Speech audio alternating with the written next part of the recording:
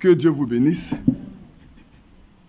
Je salue nos frères qui sont en ligne, nos sœurs également, tous ceux qui écoutent. Que Dieu soit avec vous et vous également qui êtes venus, que Dieu vous bénisse aussi. Il y a la sœur Nicole, la sœur Brigitte, la sœur Marie-Josée qui ont appelé, je crois, le vendredi. Marie-Josée et sa grande sœur Brigitte sont partis en Belgique pour voir la sœur Nicole. Ils étaient ensemble. Et puis, ils vous saluent. Ils m'ont demandé de vous transmettre leurs salutations. Hier, il y a eu un accident grave. Il y a le fils de Jacques, notre chauffeur, qui a fait un accident grave il y a 20 heures.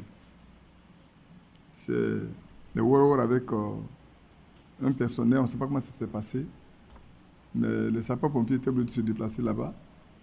Et l'enfant était, son père me disait que l'enfant était couché là, sans mouvement. Bon, je lui ai demandé seulement d'imposer les mains, on va prier. C'est ce qui a été fait. Et Amine m'a envoyé un mot pour dire qu'ils sont rentrés à la maison, par la grâce de Dieu. J'ai dit, Seigneur, merci. Dieu fait grâce parce que ça c'est un deuil pour notre frère Jacques. Et puis cet enfant qui n'a pas encore donné sa vie au Seigneur, ça c'est très grave. Mais Dieu a fait grâce. Que la gloire lui revienne. C'est lui seul qui sauve, comme je disais, un frère. Si on prie que Dieu ne veut pas guérir, il ne le fera pas. De sorte que quand on a prié que Dieu a guéri quelqu'un, on ne prend pas ça pour faire un drapeau pour dire Dieu est avec moi ou Dieu n'est pas avec moi. Parce que quand on lit dans Matthieu 27, à la fin des temps, au moment venu, il y en a qui viennent pour dire Seigneur, est-ce que nous n'avons pas fait ceci en ton nom, nous n'avons pas fait cela en ton nom? Mais il leur dira, arrêtez-vous de moi, je ne vous ai jamais connu. Vous qui commettez l'iniquité. Donc ce qui importe, c'est notre marche avec lui. C'est notre communion avec lui qui est important. C'est les fruits que nous produisons qui montrent vraiment qui nous sommes. Parce que les miracles, en Égypte, beaucoup en ont fait. Face à Moïse, beaucoup en ont fait. Les magiciens en ont fait. Aujourd'hui encore, pour ceux qui sont du sud, même du nord ou du centre, ils savent bien comment les sorciers opèrent. Ils font beaucoup de choses, mais non pas la vie. Non pas la vie. Moi, j'aime toujours dire que quand j'étais enfant, moi, j'ai eu pour un meilleur ami qui était un vrai féticheur marabout. Si tu dis une chose, c'est vrai. Mais pourtant, il n'a pas la vie en lui. Et quand Dieu m'a donné de le connaître, j'ai vu qu'il était au-dessus de cet homme-là et de ce qu'il pouvait faire. Alors, je l'ai abandonné pour servir Dieu. Et ça, c'est important que nous le sachions. Sachant que si le diable existe, c'est que Dieu a existé avant lui. Amen. Amen. Et que tout ce que le Seigneur fait est bon pour nous. Après avoir presque terminé, je veux dire terminé la nouvelle naissance, je ne sais pas pourquoi, mais il y a eu à cœur de faire un résumé. J'ai eu à cœur de faire un résumé. J'ai dit, mais c'est dit comme ça jusqu'à la fin. Si on demandait à un frère, une soeur, bon, quelqu'un vous avez écouté la nouvelle naissance, qu'est-ce que tu as retenu?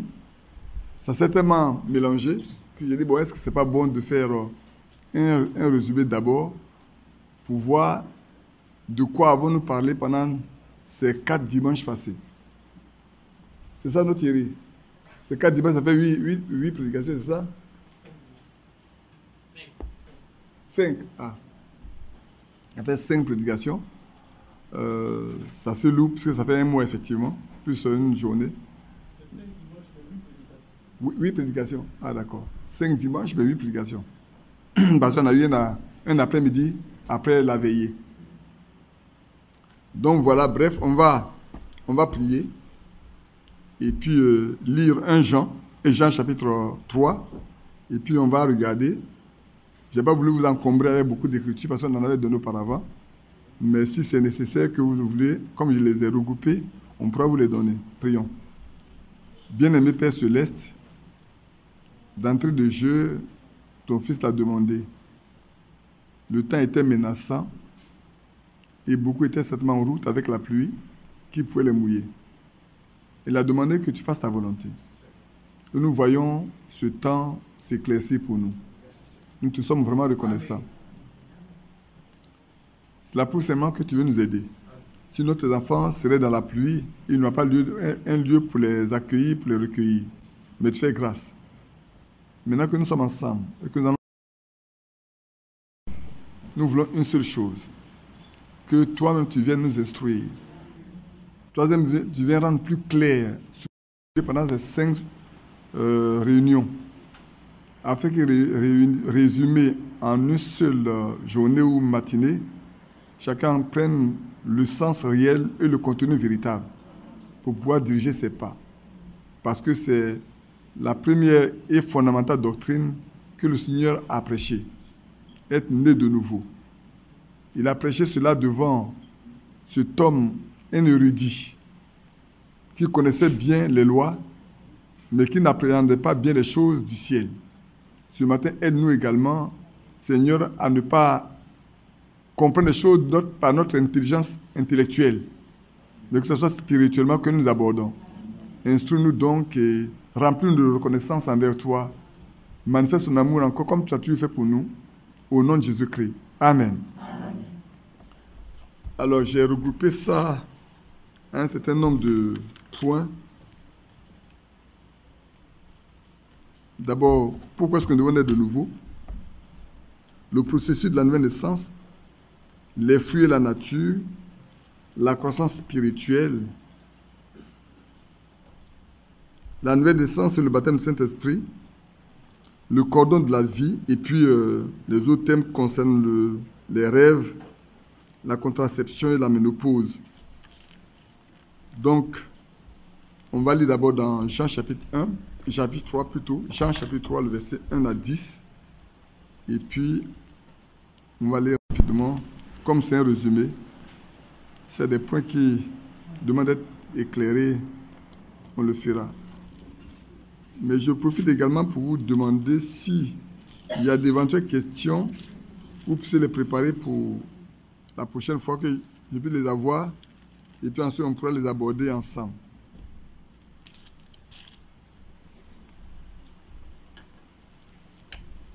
Donc, mais il y a eu un homme d'entre les pharisiens nommé Nicodème, un chef des Juifs, qui vint, lui, auprès de Jésus de nuit et lui dit, « Rabbi, nous savons que tu es un docteur venu de Dieu, car personne ne peut faire ces miracles que tu fais si Dieu n'est avec lui. » Jean chapitre 3.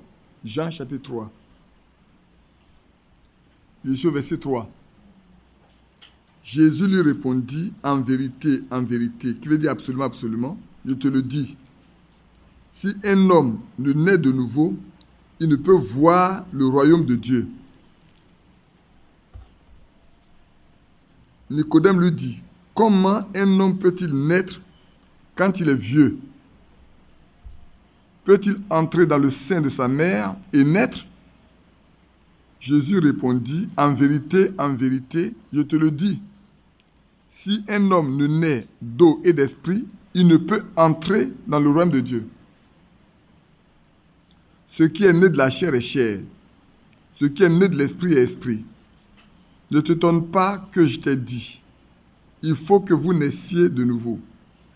Le vent souffle où il veut, et tu entends le bruit, mais tu ne sais d'où il vient ni où il va.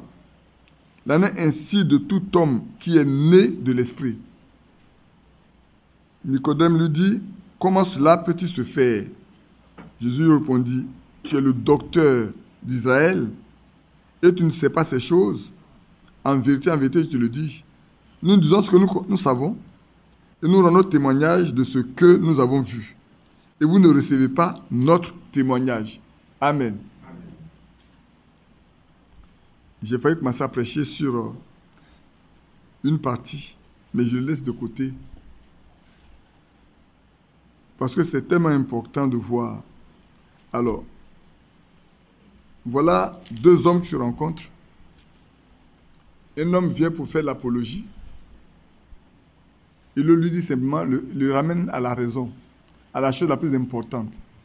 Tu connais toute la loi, tu reconnais que Dieu est avec moi, tout ça c'est bon, mais ça ne te sauvera pas. ça ne t'apportera aucun bien. Ça ne t'élèvera pas devant Dieu. Tu connais tout ça, c'est bon. Mais il n'y a pas de vie dedans. Ce qu'il te faut là. Donc si vous avez tous vos portables non éteints ou qui n'est pas sous silencieux, mettez-le en même temps sous silencieux. Ce qu'il te faut, tu as besoin de passer de l'état de ce que tu es né, des relations humaines entre un père et une mère, à la naissance qui vient de Dieu. C'est la leçon que le Seigneur lui fait. Il dit, ta naissance naturelle là, tu dois abandonner ça pour que tu deviennes plutôt un homme qui est de la maison de Dieu. Parce que aussi longtemps que tu n'es pas là-bas, tu ne verras pas le royaume. Aussi longtemps que la parole que j'ai là, que je te donne là, l'esprit n'est pas dedans, tu ne peux même pas comprendre les choses du royaume de Dieu. Et c'est important, le Seigneur l'a bien précisé. Tu ne peux pas comprendre. Mais pourquoi l'homme ne peut pas comprendre? Parce que, comme il est écrit, on avait lu la fois dernière, dans Proverbe également, nous sommes conçus dans le péché. Nous sommes nés dans l'iniquité. Et nous sommes venus au monde en confessant le mensonge. Dès lors, nous sommes souillés. Nous sommes impurs. Nos pensées sont impures. Nos manières de faire ne correspondent pas à ce que Dieu veut. Nos choix ne sont pas les choix de Dieu. Ça veut pas dire que mes pensées sont au-dessus de vos pensées. N'est-ce pas? Vos voix sont au-dessus de mes voix. Mes voix sont au-dessus de vos voix. Et vos pensées là sont en dessous. Donc on ne peut pas comparer nos pensées aux pensées de Dieu. Nos pensées sont déjà corrompues. Nos habitudes sont corrompues. C'est faux. De sorte que personne d'entre nous ne peut hériter le royaume de Dieu. D'office, de notre naissance, nous sommes perdus. Puisque nos pères Adam et Ève le sont déjà, l'ont été. Ils ont été corrompus, ils ont fait la transgression, ils ont été chassés du jardin d'Éden, du paradis, où nous sommes censés vivre avec. Mais depuis le péché, ils sont sortis de là. Et ce qu'ils ont été nous a impactés. Du coup, comme Romains 12 le dit, l'homme vit de son intelligence. Je lisais encore, vous savez, je tente de lire beaucoup. Je lisais encore, vous reconnaissez vos jours, vous et son message. C'est vrai que là, on a traduit, reconnaissez le jour et son message. Mais dans la traduction, il y a été voir, reconnaissez votre jour et son message. Parce que le Seigneur s'est référé au jour de Moïse pour savoir qui a connu son jour, au jour de Noé qui a connu son jour, au jour où il est venu, les gens n'ont pas connu leur jour, et encore un autre jour. Est-ce qu'à notre temps, est-ce que les gens reconnaissent aussi leur jour? Donc à chacun de nous, Dieu donne un jour. Amen. À chacun de nous, Dieu donne un jour. Amen. Et à nous de reconnaître le message qui est pour ce jour-là. Si on ne le reconnaît pas, on perd son temps. Et dans ce message, Frère Branham était assez précis concernant même la nouvelle naissance encore. Des points concernant notre pensée, nos manières de faire, nos manières de vivre et tout. Corrompus, destinés à la perdition. Nous sommes tous destinés à la perdition. Il n'y a personne qui peut sauver son frère. Personne, même un père ne peut pas sauver son fils. Ni une femme sauver son mari. Ni un mari sauver sa femme. Personne. La nature naturelle que nous avons nous destine seulement au jugement. C'est pour ça qu'il est important que nous comprenions, parce que regardez bien, frère, l'apôtre Paul le dit, ce qui est naturel, bon, là on va le lire, ça j'ai voulu qu'on le lise dans 1 Corinthiens 3, j'ai voulu qu'on le lise, pour quand même comprendre ça, 1 Corinthiens chapitre 3, on va le lire. Je crois que je l'ai noté, pour qu'on puisse le regarder. Bon, ça rentre dans la conscience spirituelle, mais on va le lire déjà, pour voir les éléments charnels que nous avons, et tout.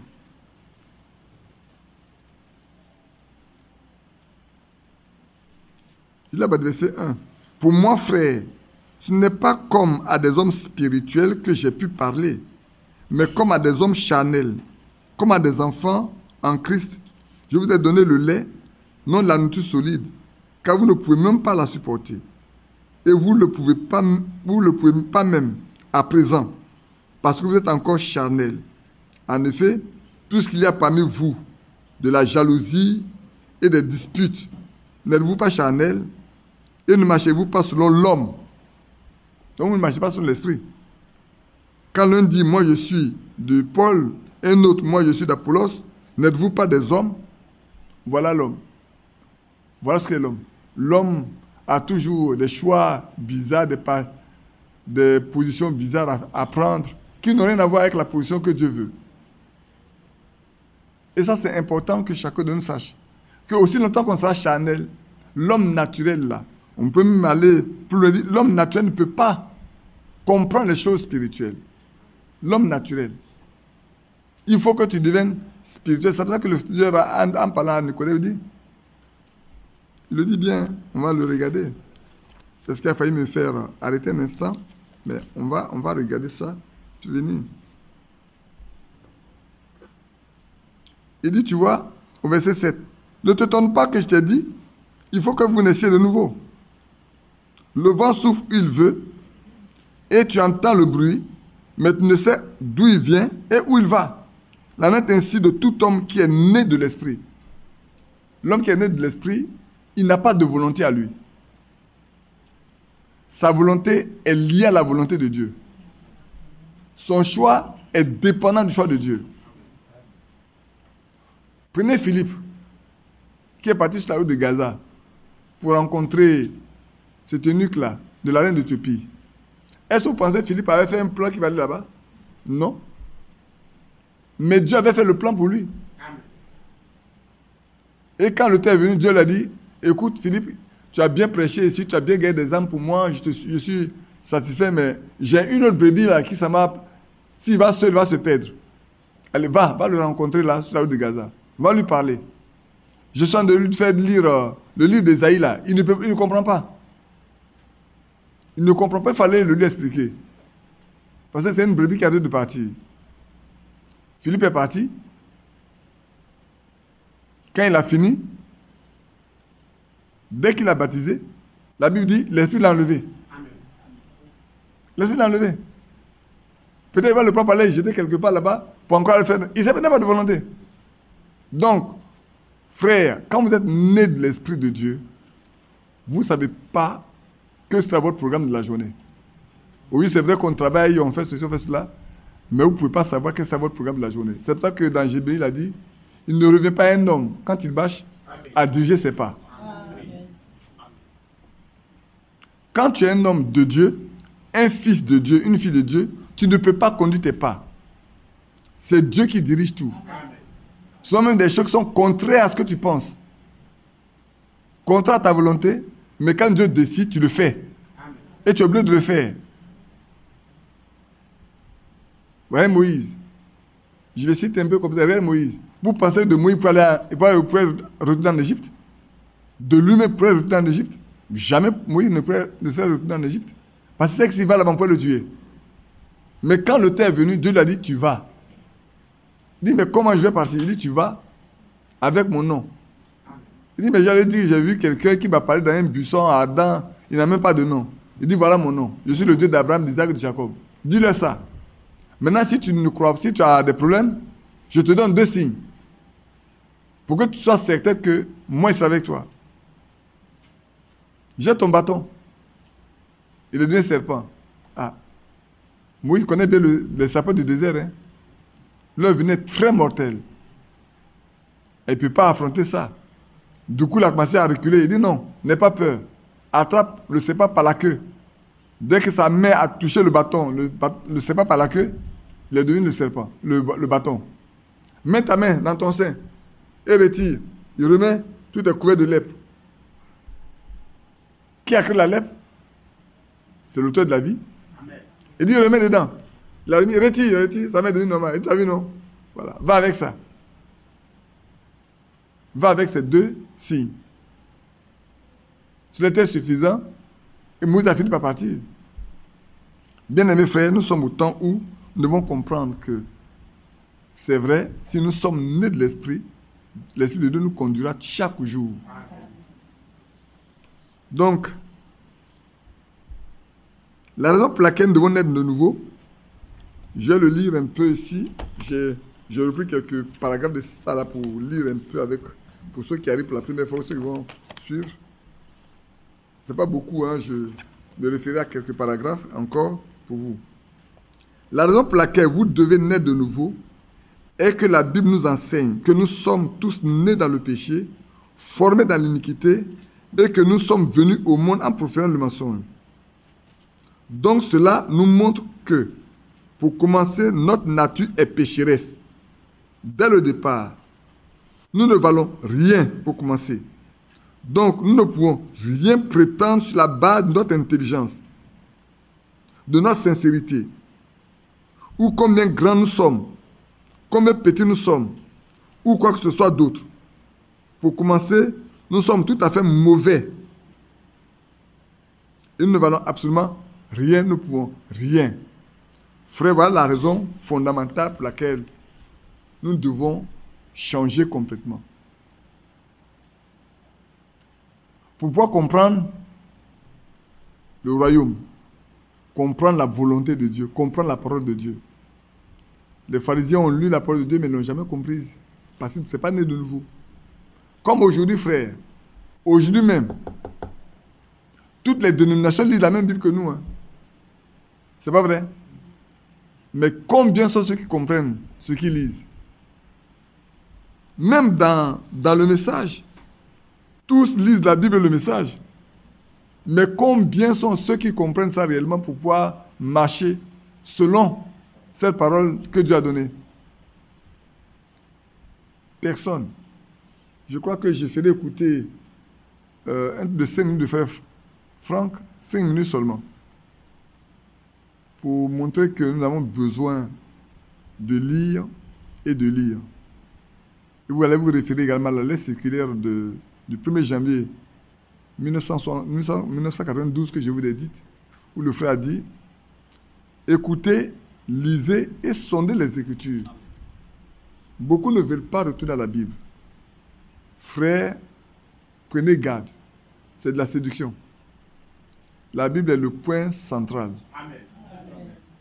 C'est la base, c'est l'absolu. Il n'y a pas d'autre absolu. Il n'y en a pas d'autre. Hein. L'absolu, c'est ça. Et ce message a pour objectif de nous ramener à la foi des apôtres.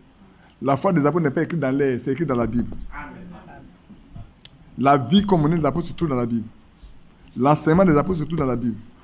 Et sur le message, pourquoi est-ce que le message vient nous ramener là? Parce que les gens ont abandonné la Bible. Les gens ont abandonné les Écritures. Les gens n'avaient que des dogmes, des préceptes qui ne donnaient pas la vie. Aujourd'hui même dans le message, on a beaucoup de préceptes, on a beaucoup de dogmes qui ne donnent pas la vie.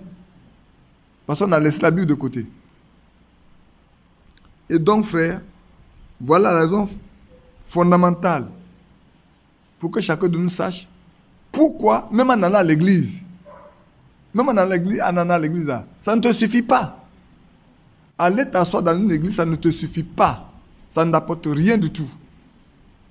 Et j'aime le dire, et je le répète encore, frères, et à mes enfants qui sont nés dans nos maisons, qui venaient à l'église, qui allaient s'asseoir dans l'église, vous n'êtes pas des chrétiens aussi longtemps que vous n'êtes pas nés de nouveau. Parce qu'on n'a plus l'habitude de vous envoyer à l'église. Dès votre enfance, on vous a pris. Et vous avez pris le pli de l'église. Mais aussi longtemps, vous-même, vous n'avez pas fait une expérience personnelle avec Dieu, vous n'y êtes pas encore.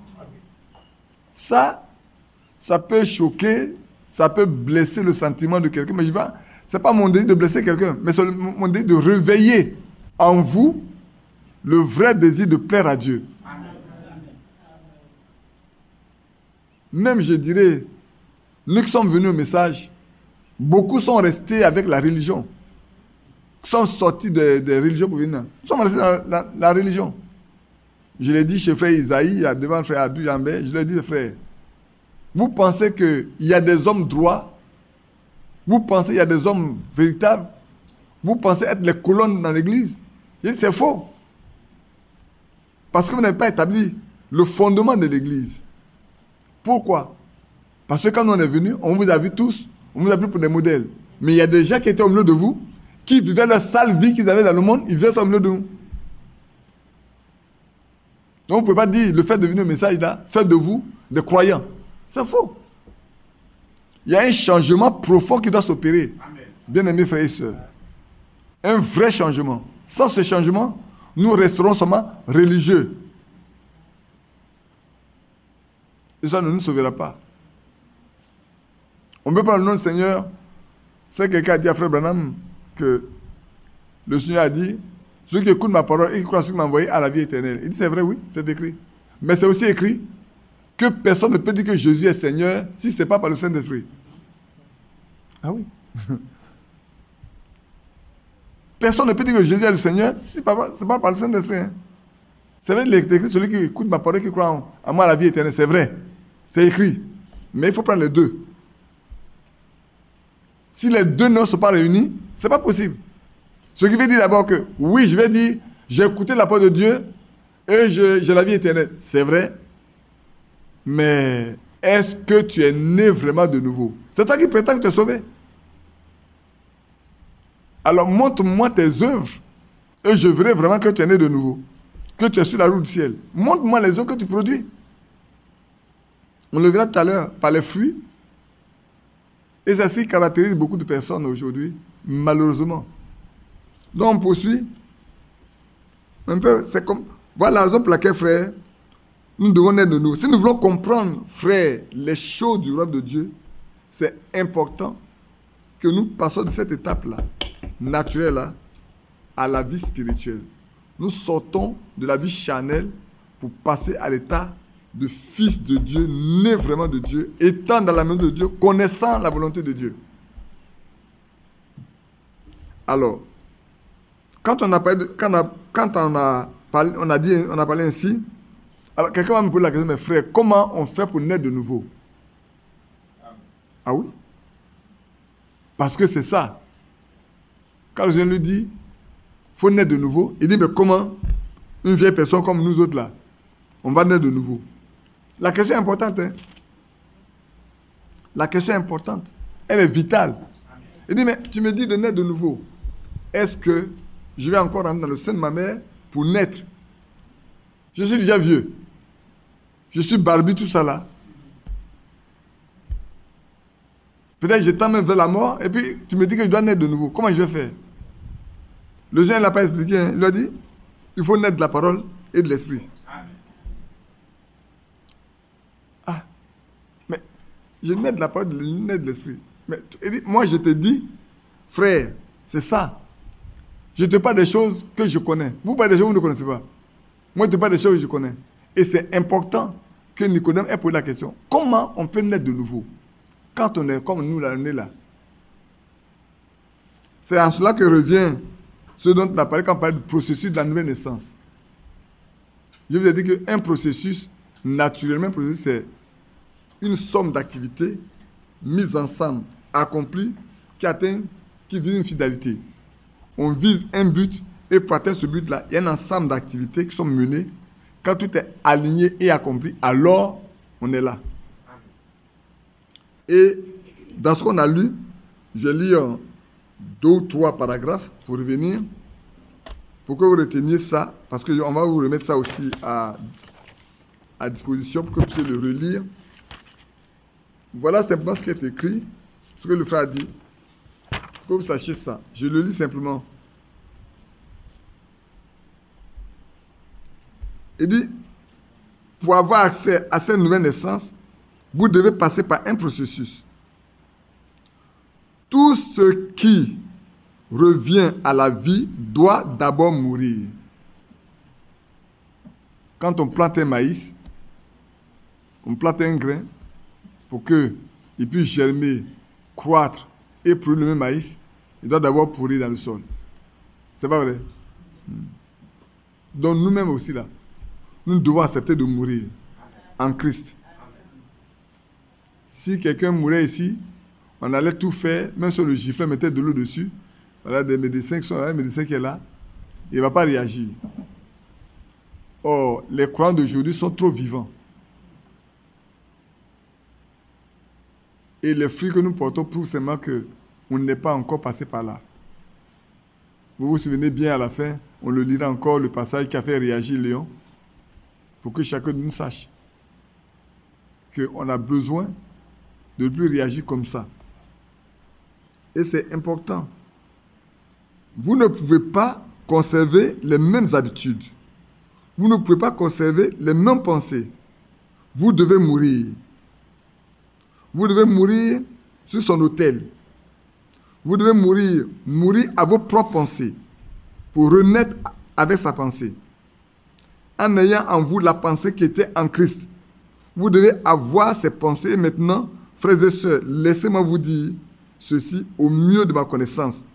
Comment pouvez-vous avoir ces pensées et régner sa parole et prétendre pourtant que vous êtes né de nouveau? Il n'y a pas un homme, il n'y a pas une femme qui est née de nouveau qui peut régner la parole de Dieu. Amen. Parce que c'est ça qui te fait naître. Vous connaissez la vérité vous affranchira. Si quelqu'un dit qu'il connaît la vérité et qu'il a franchi, et que cette même vérité ne peut pas l'accepter, il n'est pas né. Parce qu'au commencement était la parole. La parole était avec Dieu, la parole était Dieu. Et la parole était faite chair. Il habitait parmi nous. Frères, naturellement nous sommes là. Si nous sommes nés de nouveau là, nous sommes comme Christ. Ayant la parole en nous. Du coup, nous avons la vie qui était en lui là. Elle vient en nous. Amen. Donc on ne peut pas réunir la parole. C'est pour ça que quand les gens disent qu'il ne peut pas revenir à la parole de Dieu, il ne peut pas comparer sur la parole de Dieu, je dis, mais c'est que vous n'avez pas encore rien compris. Il ne s'agit pas de ramasser des brochures remplies ici et puis faire le tour des villes pour dire moi, je suis du message. C'est pas ça. Ça ne sert à rien. Elle doit habiter en toi. Cette parole-là doit faire corps avec toi.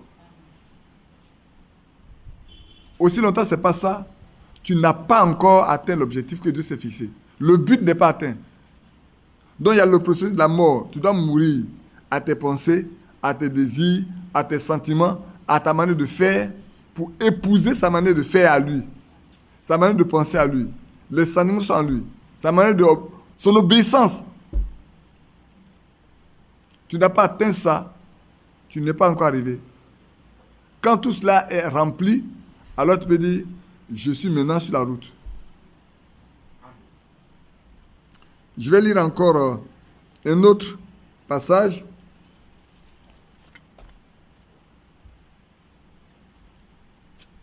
Il dit voilà, pour naître de nouveau, vous devez passer par le processus de la mort.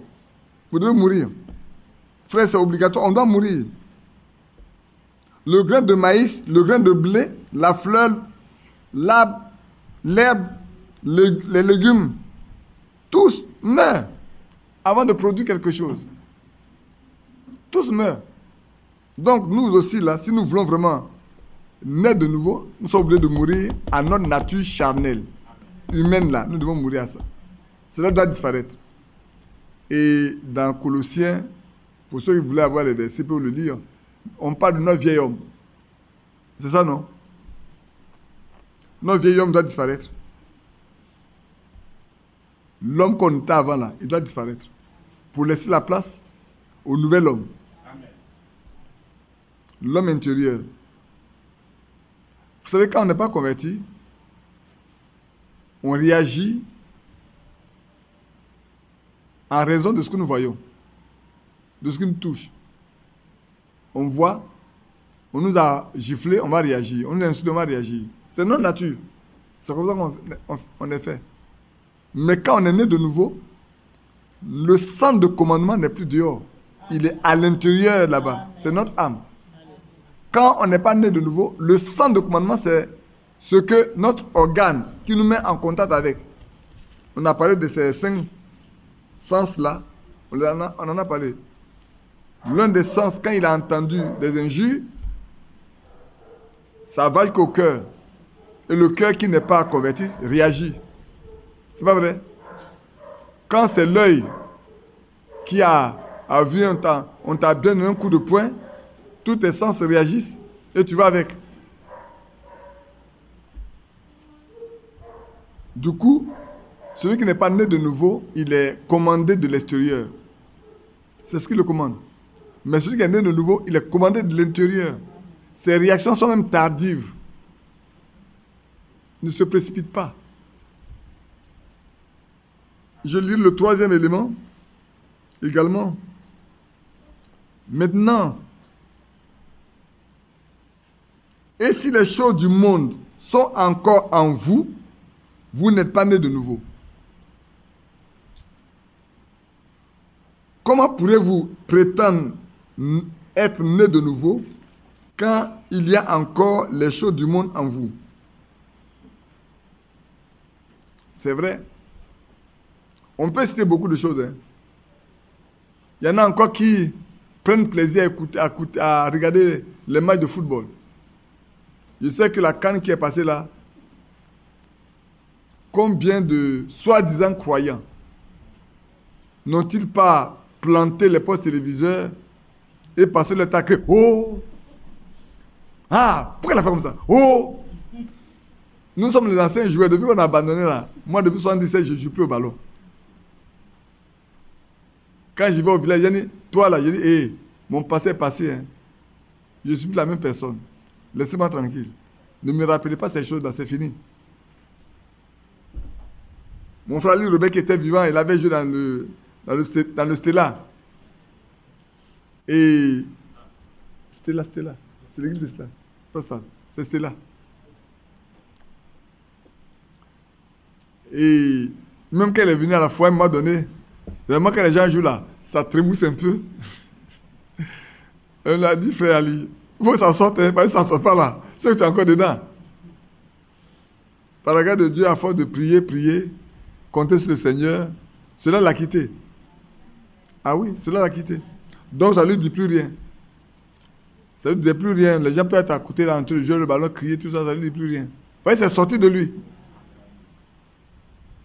Et aujourd'hui, il y en a qui disent qu'ils sont candidats pour le ciel, candidats pour l'enlèvement. Mais beaucoup de choses du monde, encore, même les films. Oui, les films. Beaucoup encore regardent les films, certains types de films. Et cependant, ils vont pouvoir venir s'asseoir. Il y en a qui écoutent même les... Onel Malade, je n'ai pas dit que... Onel Malade n'est pas un chrétien. Ça, il faut que je le dise ouvertement. C'est un reggaeman. C'est le meilleur reggaeman qui existe. Ce n'est pas parce qu'il met dans ses chants le nom de Jésus ou ici quelques passages bibliques qui prouvent que cela est biblique. Point du tout, frère. Celui qui a l'Esprit de Dieu, il va être repris quand il va écouter ça. Parce que les deux ne s'associent pas. Il y a un système d'alerte en vous, frères et sœurs. Aussi longtemps que ça n'est pas installé en vous, là, si ce n'est pas établi, prenez garde. Vous manquerez de discernement. Même les radios religieuses, là, religieuses plutôt, vous n'allez pas prendre plaisir à écouter. Parce qu'il n'y a pas de vie dedans. Quelqu'un qui dit que je suis venu au message, qui écoute ça encore là, pour moi c'est un religieux. C'est un pur religieux. Il n'a pas encore franchi le stade. Si quelqu'un dit, je suis venu au message, au stade, aujourd'hui, hein, pas au commencement là, où on est venu au message au début, on ne connaissait rien là.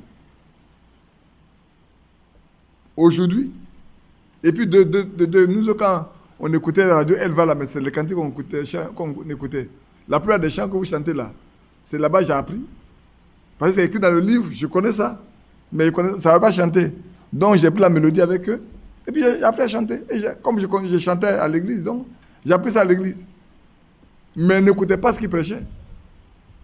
J'ai tout dit aux gens, on a meilleur que ce qui est dans la religion.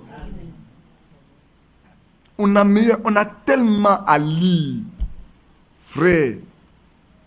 On a tellement à faire, sœur, que si on s'adonne encore à ces choses-là, il y a quelque chose qui ne va pas. Il y a quelque chose qui manque. Ça, nous devons le savoir. C'est important. Combien de prédications on n'a pas de frère Branham? Combien de prières on n'a pas de frère Franck? Combien d'écrits on n'a pas? Si ces hommes-là, à un moment donné, n'ont plus ouvert le porte de leurs églises à frère Branham, c'est qu'ils reconnaissent que ce qui est prêché là est contraire à ce qu'eux ils font. S'ils n'ont pas ouvert leur porte à lui, qu'on dit le prophète de la fête des temps là, frère, pourquoi? Parce qu'ils savent que leur doctrine est contraire à ce qu'ils prêchent. Et c'est à ça que nous voulons aller manger. Nous voulons encore nous attabler à ça, mettre à la table là pour consommer ça. Frère, si vous voyez quelqu'un qui dit qu'il est prédicateur de ce message-là, et puis vous arrivez chez lui, c'est ça qu'il écoute là, dites-le au revoir, puis sortez à des jours. Et si vous dites pourquoi, vous dites, je suis désolé, mais ce que tu écoutes là, je ne peux pas manger ça. Ce que tu as envie d'écouter là, moi, je ne peux pas manger ça. Je ne suis pas encore poussin, je suis plus poussin. Pour chercher les vers de terre. Je suis un nez qui mange la chair fraîche. Amen. Je sais que c'est blessant pour certains. On dit, mais ce monsieur-là, il continue de blesser les gens. Mais si vous devez être blessé, soyez blessé. Non, vous voyez, ça c'est le processus. Dans le processus de la nouvelle naissance, ça passe d'abord par la mort. Et puis ensuite, vous revenez. C'est pour ça qu'on dit le baptême là. C'est quoi? Qu'est-ce qu'on nous dit? Qu'est-ce qu'on nous dit? Dans Romains 6, qu'est-ce qu'on nous dit? Comment? Moi, je vous regarde. Hein. C'est pas moi qui pose la question. Qu'est-ce qu'il dit dans Romains 6 sur le baptême? Sur la mort? Vous voulez qu'on le lise? Si je fais une interrogation écrite là, il y a beaucoup qui n'arrivent pas à avoir leurs notes. Hein.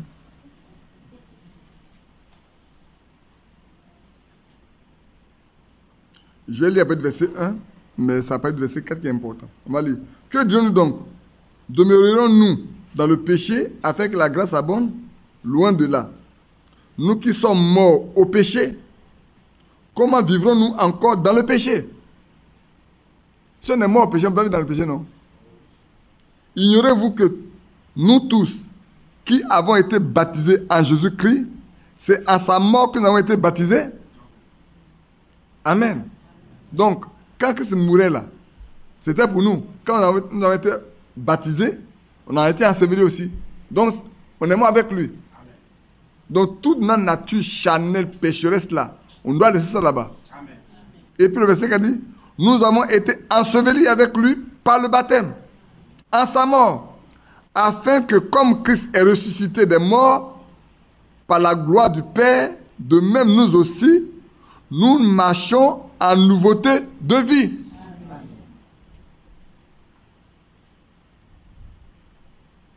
En effet, ici c'est important, suivez bien, nous sommes devenus une même plante avec lui, par la conformité à sa mort. Nous le serons aussi par la conformité à sa résurrection.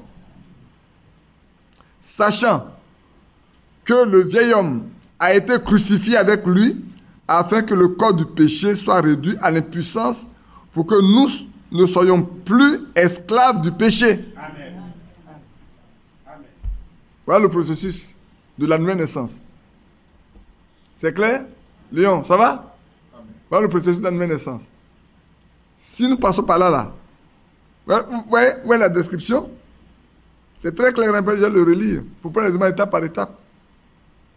Ignorez-vous que nous qui avons été baptisés en Jésus-Christ, c'est à sa mort que nous avons été baptisés.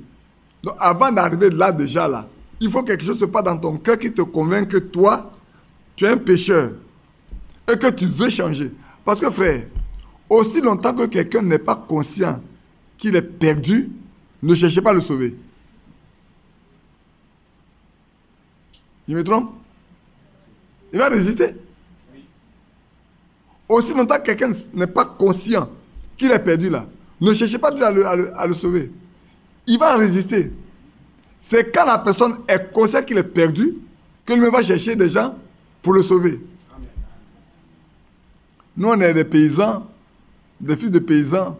On a vu des gens qui sont partis au champ, qui ont perdu la trace de leur chemin. Il y en a qui ont fait 2 jours, 3 jours dans la brousse. Ça va être des lampes et des cornes. Il y a des cornes, là, les gens soufflent dedans. On souffle. On souffle. Les gens se divident dans la... On dit qu'il est parti dans cette zone-là. Ça va être les partis. Donc, on va souffler jusqu'à... On crie. Ouh! Ouh! Quand il répond, on sait qu'il est là. Alors on lui dit, bon ben, tu restes là, on vient vers toi. Et les gens commencent à battre toute la forêt là jusqu'à ce qu'ils le prennent. Souvent, il est très épuisé. On va avec la manaque, on le met dedans, 2 hommes le portent. Il reste tranquille. Le gars n'a pas mangé pendant 3 jours. Souvent, il n'a pas eu de l'eau à boire. Quelqu'un qui est habitué à manger le matin, à midi, le soir, il n'a jamais appris à jeûner. Là, il a été contraint de jeûner. C'est un jeu de force. Il est complètement épuisé, fatigué. Quand si il était dans le champ, là, il était perdu, donc, on vient déjà perdu. Qui vous a dit que je suis perdu? Moi, je connais la route. Il dit, je connais la route. Est-ce que moi, ça va qu'il doit venir à la maison? Je connais la route. Mais quand il sait qu'il est perdu, que pendant 3 jours, il n'a pas mangé, 2 jours, il n'a pas mangé, quand vous arrivez là, il se laisse lui-même prendre. Amen. Aussi longtemps, frère, que quelqu'un, se disant croyant, ne s'est pas rendu compte qu'il est pécheur, il n'a pas besoin de pardon. C'est le pécheur ceux qui demandent à Dieu de lui pardonner ses péchés. Donc ici, il dit, est-ce que nous allons continuer de vivre dans le péché? Non, on n'a pas le droit. Et nous avons été ensevelis avec lui par le baptême, en sa mort. Le baptême là, j'ai l'habitude de dire que c'est une œuvre extérieure. C'est le signe d'une œuvre intérieure qu'on produit à l'extérieur. Ça veut dire quoi? Ça veut dire qu'il y a quelque chose qui s'est passé au tréfonds de l'homme qui le pousse vraiment à aller.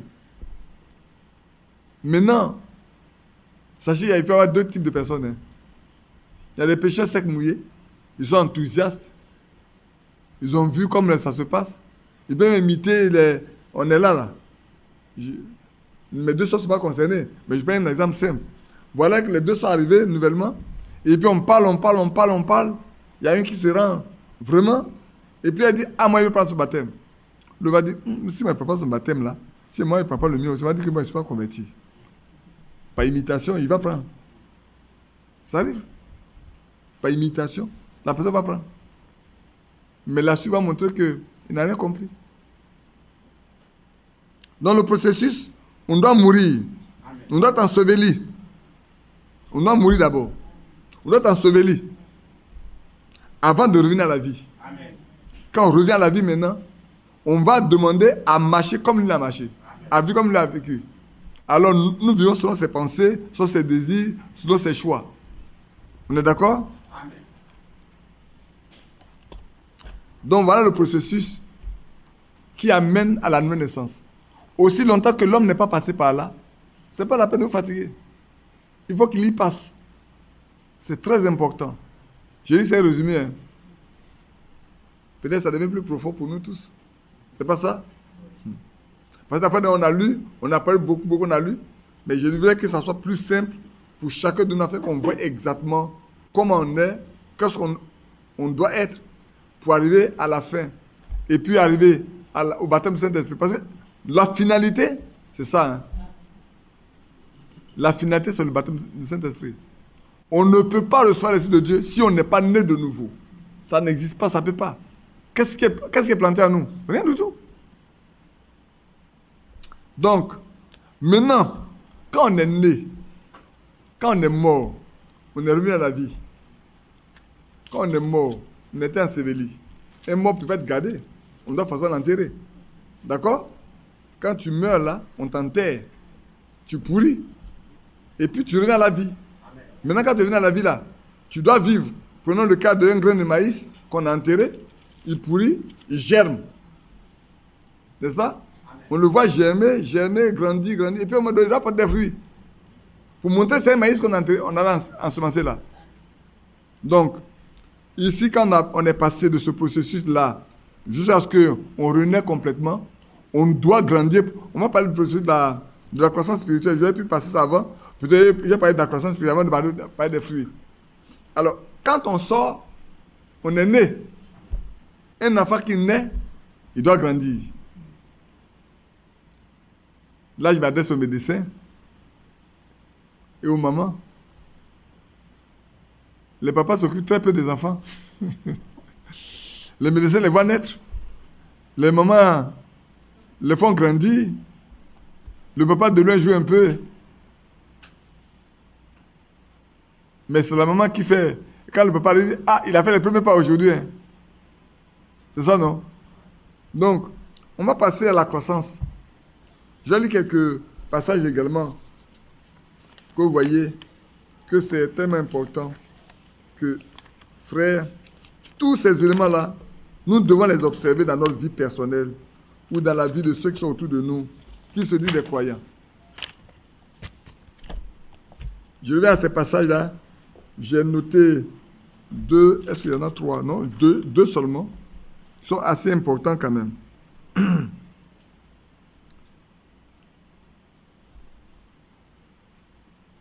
Les chrétiens nés de nouveau croissent jusqu'à la stature de Christ dans leur vie. Alors peut-être je vais voir avec vous Éphésiens, chapitre 2.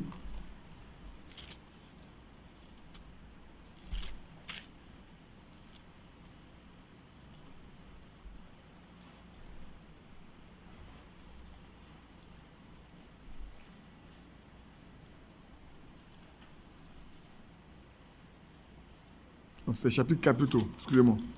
Voilà. Je suis en train de chercher, je ne trouvais pas, mais où je suis allé.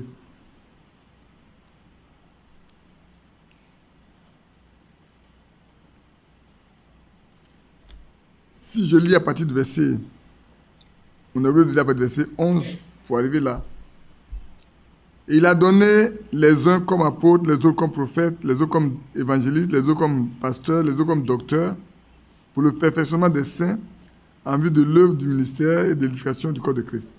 Jusqu'à ce que nous soyons tous parvenus à l'unité de la foi, à la connaissance du Fils de Dieu, à l'état d'homme fait, à la mesure de la stature parfaite de Christ. Est-ce que vous voyez les étapes? Premièrement, les ministères nous sont donnés pour nous amener à la perfection. C'est pour ça que Dieu les a donnés. Et puis, par là, nous allons arriver à l'unité de la foi. Nous allons croire tous de la même manière, marcher dans la même direction. Et ensuite, nous allons faire la connaissance du Fils de Dieu. Nous allons le connaître vraiment. Nous allons le connaître dans la puissance de la résurrection. Nous allons voir que notre Dieu là, ce n'est pas dans les paroles seulement. C'est un Dieu qui agit, qui opère des miracles. Parce que la vie d'un croyant est un miracle. Amen. Et peut-être j'en parlerai un jour en prenant, regardez, je vous le dis un peu en prenant Marc 16. Revenez. Regardez ici. Prenons Marc 16 avant de revenir à ceux dont nous parlons. Vous allez voir dans Marc 16.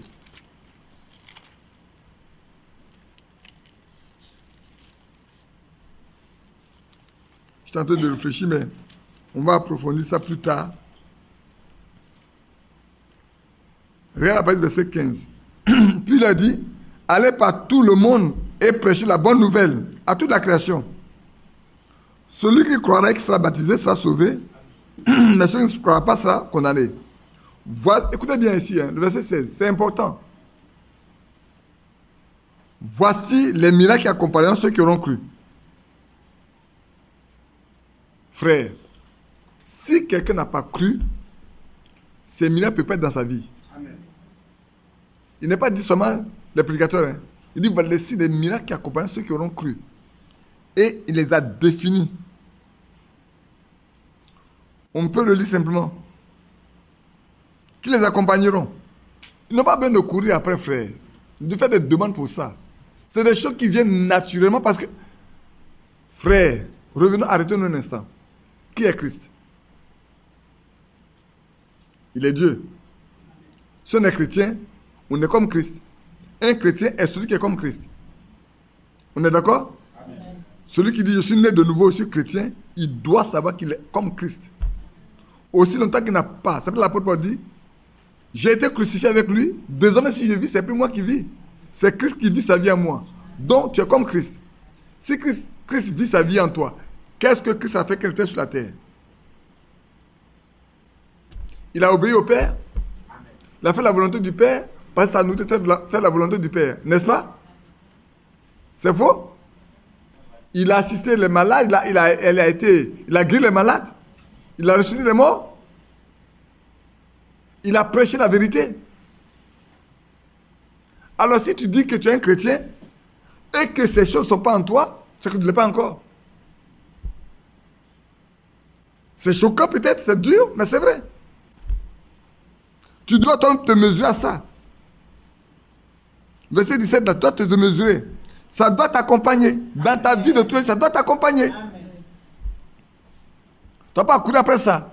Ça fait partie de ta nature. C'était une partie de la nature de Christ. Si tu es comme Christ, ça doit faire partie de ta nature. Amen. Tu dois marcher, tu dois vivre, on doit le voir. C'est pour ça que Jacques dit, la prière de la foi a une grande efficacité. Amen. Mais c'est celui qui croit qu'il y a la foi. Amen. Et la foi vient de ce qu'on entend vient de la parole de Christ. Amen. Celui qui a entendu la parole de Christ et qui croit, c'est à celui-là. C'est à celui-là qu'est destiné ce passage. Amen. Et alors, la prière de la foi qu'il élève est efficace devant Dieu. Amen. Aussi longtemps que ce n'est pas le cas, j'ai lu quelqu'un qui a dit il a peur des chrétiens, il a peur pour des chrétiens dont les prières ne sont jamais exaucées. Le mot jamais est fort. Hein. Il n'a pas dit qu'ils ne sont pas exaucés, il dit que leurs prières ne sont jamais exaucées. Quelqu'un qui dit qu'il est chrétien, puis sa prière n'est jamais exaucée, sachez que Dieu n'entend pas. C'est bien souvent quand les gens me demandent de prier, il faut prier d'abord. Toi, il faut prier d'abord. Il faut que tu pries.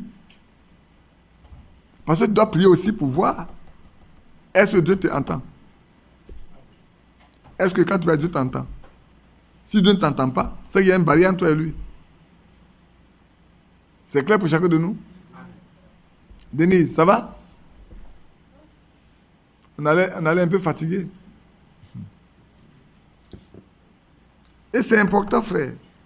Voyez, ils chassent les démons à mon nom. C'est pas comme ceux qui prennent le nom de Jésus en vain. Vous connaissez les filles de Séva, les 7 filles de Séva. Ils ont pensé que c'est un jeu. Nous te chassons au nom de Jésus qui Paul prêche. La formule est compliquée. Hein? Nous te chassons au nom de Jésus que Paul prêche. Non pas qu'eux ils connaissent. Ils savent que Paul prêche au nom de Jésus.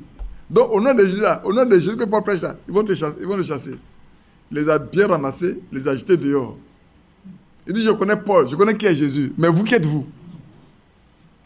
Je connais Jésus, Paul aussi je le connais. Mais vous là, qui êtes-vous? Le démon dit qui êtes-vous? Je ne vous connais pas. Vous n'avez pas d'identité. Les chrétiens ont une identité. J'ai donné une identité remarquable. Le chrétien a une identité remarquable. De sorte que rien ne peut arriver comme ça. Non, rien ne peut lui arriver. Si quelque chose lui arrive, c'est que Dieu l'a voulu. On poursuit encore un peu. Donc les chrétiens nés de nouveau croissent jusqu'à atteindre la maturité, la stature de Christ dans leur vie. Ils sont nés de nouveau et leur vie commence à se former comme un bébé. Elle prend forme et commence à croître. La première chose, vous savez, les voilà dans la pleine stature. Amen. Et c'est vrai que dans la foi chrétienne, tout le monde ne grandit pas de la même manière. Tout le monde ne mûrit pas de la même manière. Il y en a qui mûrissent très vite. Et même dans la vie naturelle, ça arrive. Hein. Il y a des enfants qui marchent plus vite que les autres. Il y en a qui poussent vite les dents que les autres. Il y en a qui parlent plus vite que les autres. Ainsi, Chacun croit à son rythme, selon que Dieu le lui donne. C'est pour ça qu'on n'a pas toute la même connaissance dans les choses de Dieu au commencement. Il y en a qui ont une grande connaissance dès le départ. Il y en a pour qui ça vient lentement, progressivement. Mais à la fin, ce qu'on attend, c'est que nous tous nous parvenons à être comme Christ. Amen. Il est parfait, nous devons être parfaits comme lui. Amen. C'est pour ça que l'apôtre Paul dit que nous devons arriver à la stature de Christ. Quand on arrive à la stature de Christ, il n'y a plus rien à faire d'autre. On est prêt pour l'enlèvement. Vous voyez, quand vous regardez, frères et sœurs, les prophètes comme les apôtres, comme on les a mis à mort, s'il n'y avait rien à espérer, leur mort serait vaine. S'il n'y a rien à espérer. Mais ils ont cru. Ils ont marché. Et quand le temps de partir est venu, ils n'ont pas hésité. Il y en a qui ont choisi eux-mêmes volontairement comment on doit les mettre à mort. Oui. Pierre dit, je ne suis pas digne. Vous voulez me crucifier, mais je ne suis pas digne que me crucifier comme mon maître. Lui, on l'a crucifié comme ça. Moi, on a descendu ma tête en bas. Les pieds en l'air. Il y a un autre, je lisais, lui a été crucifié comme ça. Latéralement comme ça, horizontalement. Il dit, je ne suis pas digne. Mettez-moi comme ça. Non, on a pris sa croix là, on l'a crucifié, et puis il est couché comme ça. Les mains comme ça. Voilà, attendant la mort. C'est pas des gens, ils ne se sont pas plaints. Ils ne se sont pas plaints. On a entendu taper, non, il ne s'est pas plaint. Bon, c'est fini, c'est fini. Ton ami là. Je le vois en train de chanter un cantique. On m'a dit, il chante encore. Oui, il chante encore. Jusqu'à ce que la mort l'enlève, il va continuer de chanter les louanges de Dieu. Ne chantez pas seulement quand vous êtes content. Hein. Parce qu'il y a des chrétiens qui ne chantent que quand ils sont contents. Quand Dieu a fait de grandes choses pour eux, là, ils sont contents, ils chantent. Quand les situations sont difficiles, les chants quittent la maison. Oh, notre Dieu sied dans la louange. Donc, est-ce que la louange a des heures spécifiques ou des mois spécifiques? Non. Notre Dieu, il sied dans la louange. Comme il sied dans la louange, dans le bon temps comme dans le mauvais temps, on doit lui chanter les louanges. Et c'est très important. Le temps, ok, on a encore beaucoup de temps. Il est juste 11 heures. Donc, je peux encore prendre un peu de votre temps. Le deuxième passage que je voulais lire pour la croissance, c'est important que nous croissons, nous tous. Mais naissez de l'esprit et croissez dans la stature de Christ. On ne va pas croître en dehors de la stature de Christ. Si on est né en Christ, on va rester dans la stature de Christ pour croître, pour grandir, pour évoluer. Pour que nos progrès soient évidents. L'apôtre Paul pourrait le dire dans 1 Thessaloniciens, je crois. Laissez-moi regarder si je ne me trompe pas. Au moins, ça me vient. Dans 1 Thessaloniciens, chapitre 1, je crois, déjà, l'apôtre Paul là parlait des progrès qui devaient être évidents, je crois, si je ne me trompe pas.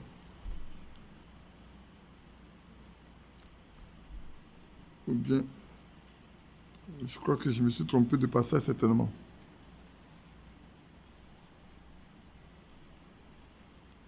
Il parlait des Thessaloniciens que leur travail, leur ceci, leur espérance. Je peux me tromper de passage, oui.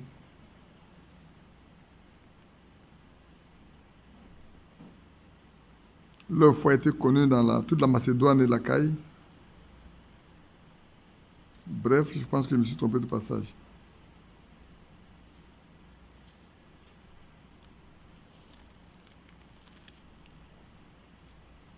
On va continuer, je me suis trompé de passage.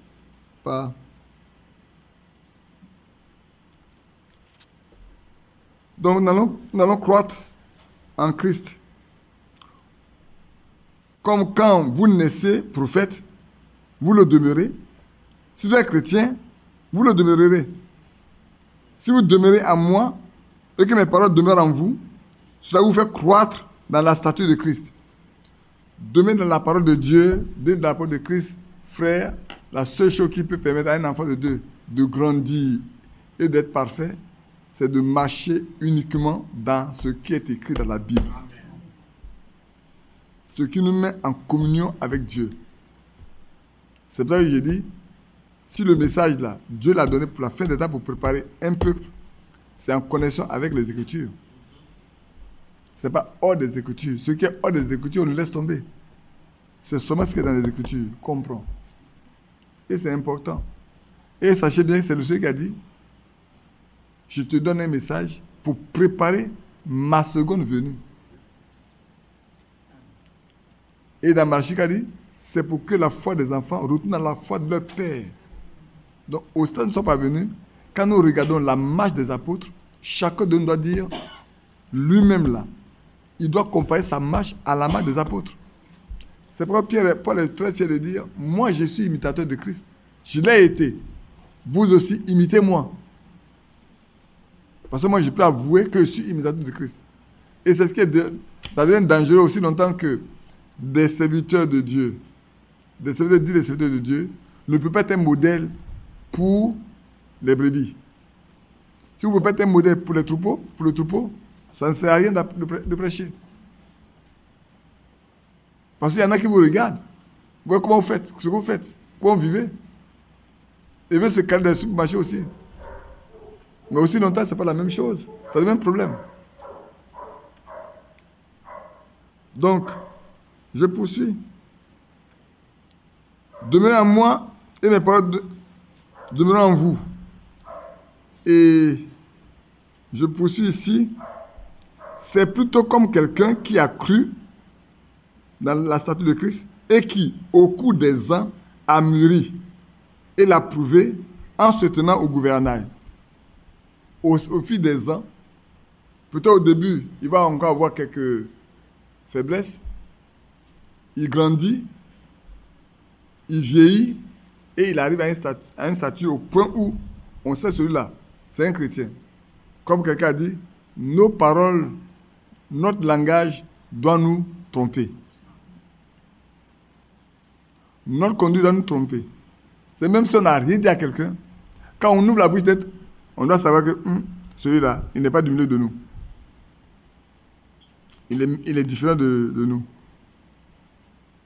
Et ça, c'est important, frère, que chacun le sache, que notre langage, notre attitude, notre comportement dans tous les milieux doivent nous différencier des autres.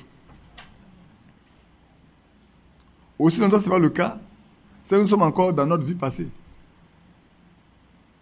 Nous sommes encore dans notre vie passée. Prier, parler, agir doit vous permettre de vous différencier des autres. Parce qu'on n'est pas en honte de l'évangile.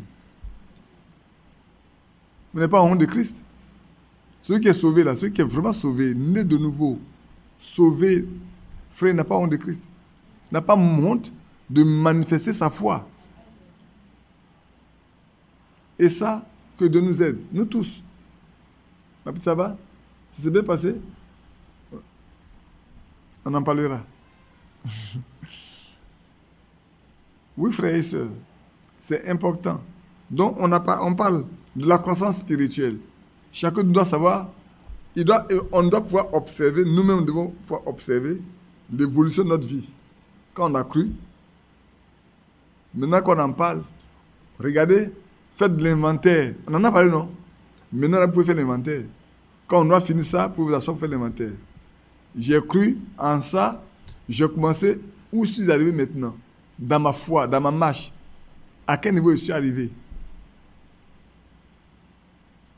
Est-ce que quand me regardant, c'est moi comme ça?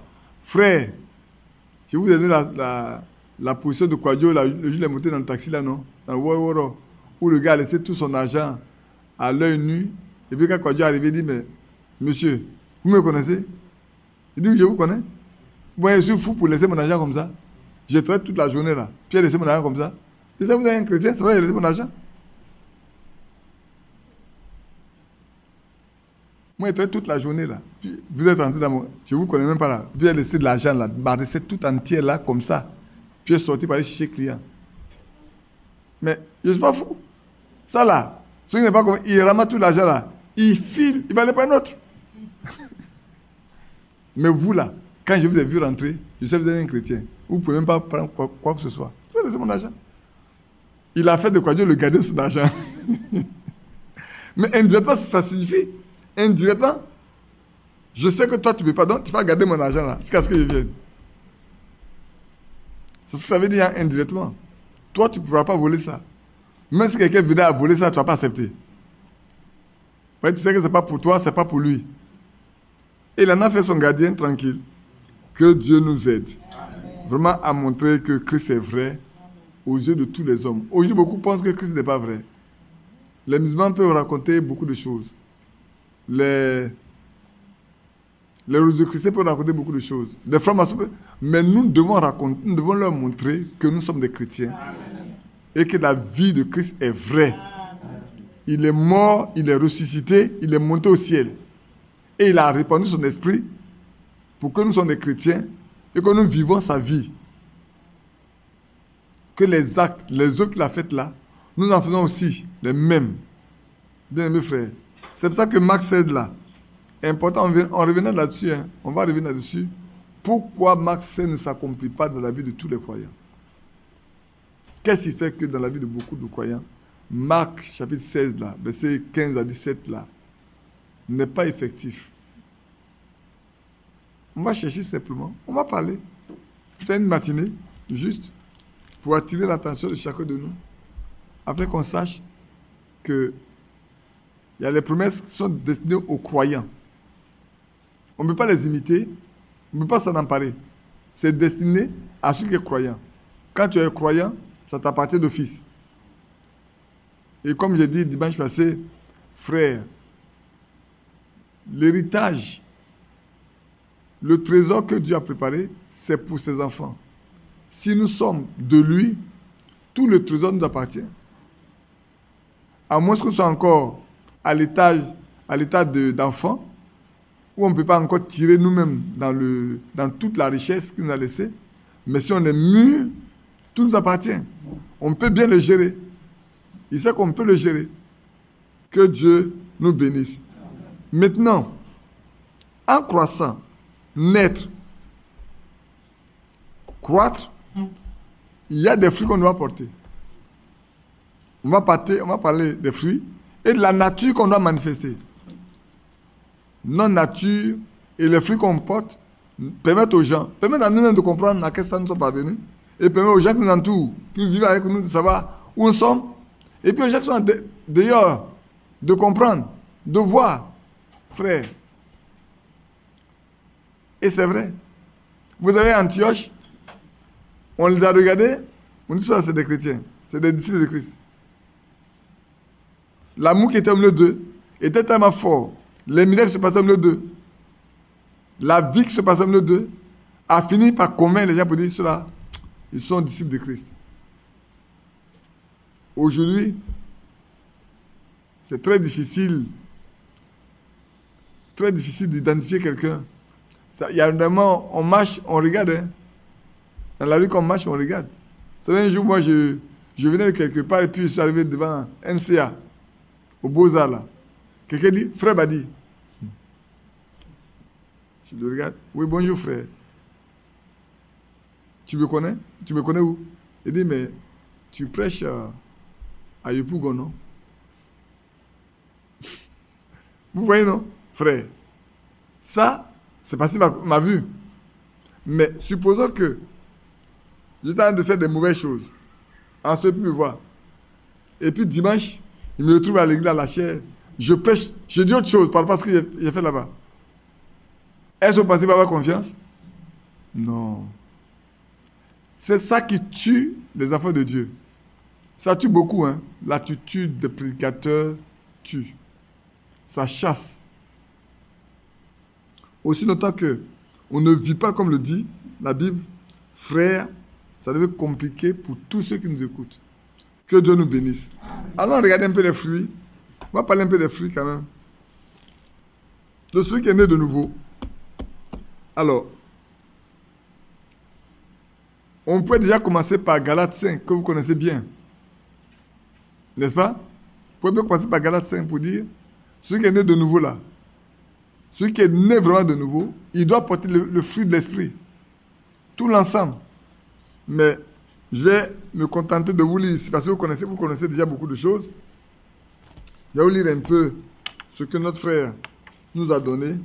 Et puis, on va poursuivre. Après, si vous voulez noter ce passage, il y a des passages que vous pouvez lire à la maison tranquillement. Ici, les versets comme ça, vous pouvez les lire entièrement. Ainsi, si vous êtes né de nouveau et que vous avez un nouveau parent, alors vous avez une nouvelle nature. Quand nous naissons de nos parents, frères, nous avons la même nature que nos parents. Parce que vous savez, qu'est-ce qui va se passer? Notre père, notre mère va nous éduquer selon ce qu'ils connaissent. Et vous savez bien que il y a des familles dans lesquelles des gens ont des principes de vie. C'est comme ça qu'ils élèvent leurs enfants. Hein. Et l'enfant va grandir avec ça. Pour montrer qu'il est sorti de telle famille. Pour montrer au niveau de ses amis que lui là, c'est comme ça qu'il est. Son mode de raisonnement, ses choix, sa manière de faire va le caractériser. Son groupe ethnique va le caractériser. La manière de faire dans son village va le caractériser. De sorte que quand vous les rencontrez, on dit qu'ils viennent du même village. On le sait. On est là. On parle de nos parents, ils sont très orgueilleux. Quand on dit, ah, ça c'est un Agni. Ça là, c'est un BT. Mais sachez que quand vous sortez, on n'a pas encore fait, il y en a qui ont fait face à ça. Quand vous sortez de la Côte d'Ivoire là, vous parlez d'un pays, dès qu'on te voit, on dit tu es ivoirien. Tu n'as même rien dit. Tu n'as même pas parlé. Quand on te voit, on dit tu es ivoirien.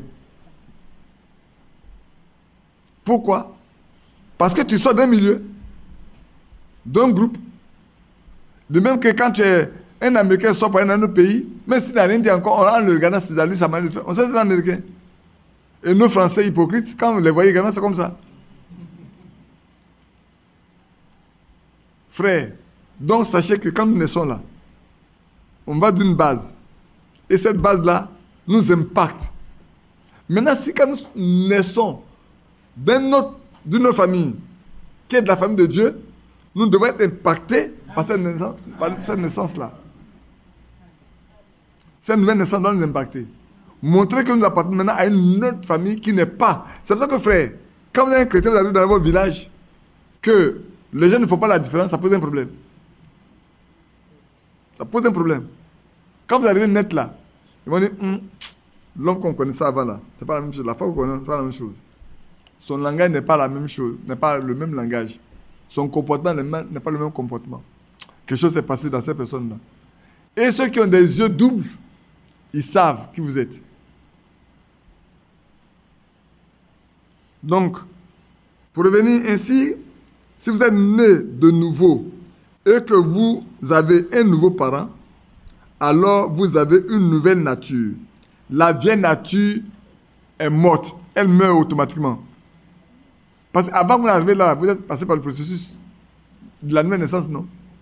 Vous êtes passé par le processus. Donc, la vieille nature là, le vieil homme, il est mort. Et vous avez une nouvelle nature.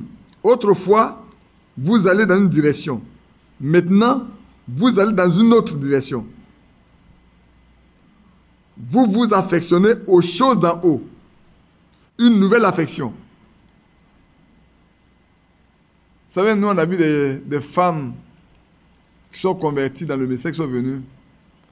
Elles ne pouvaient pas se détacher de leurs boucles, de leurs bijoux, de tout.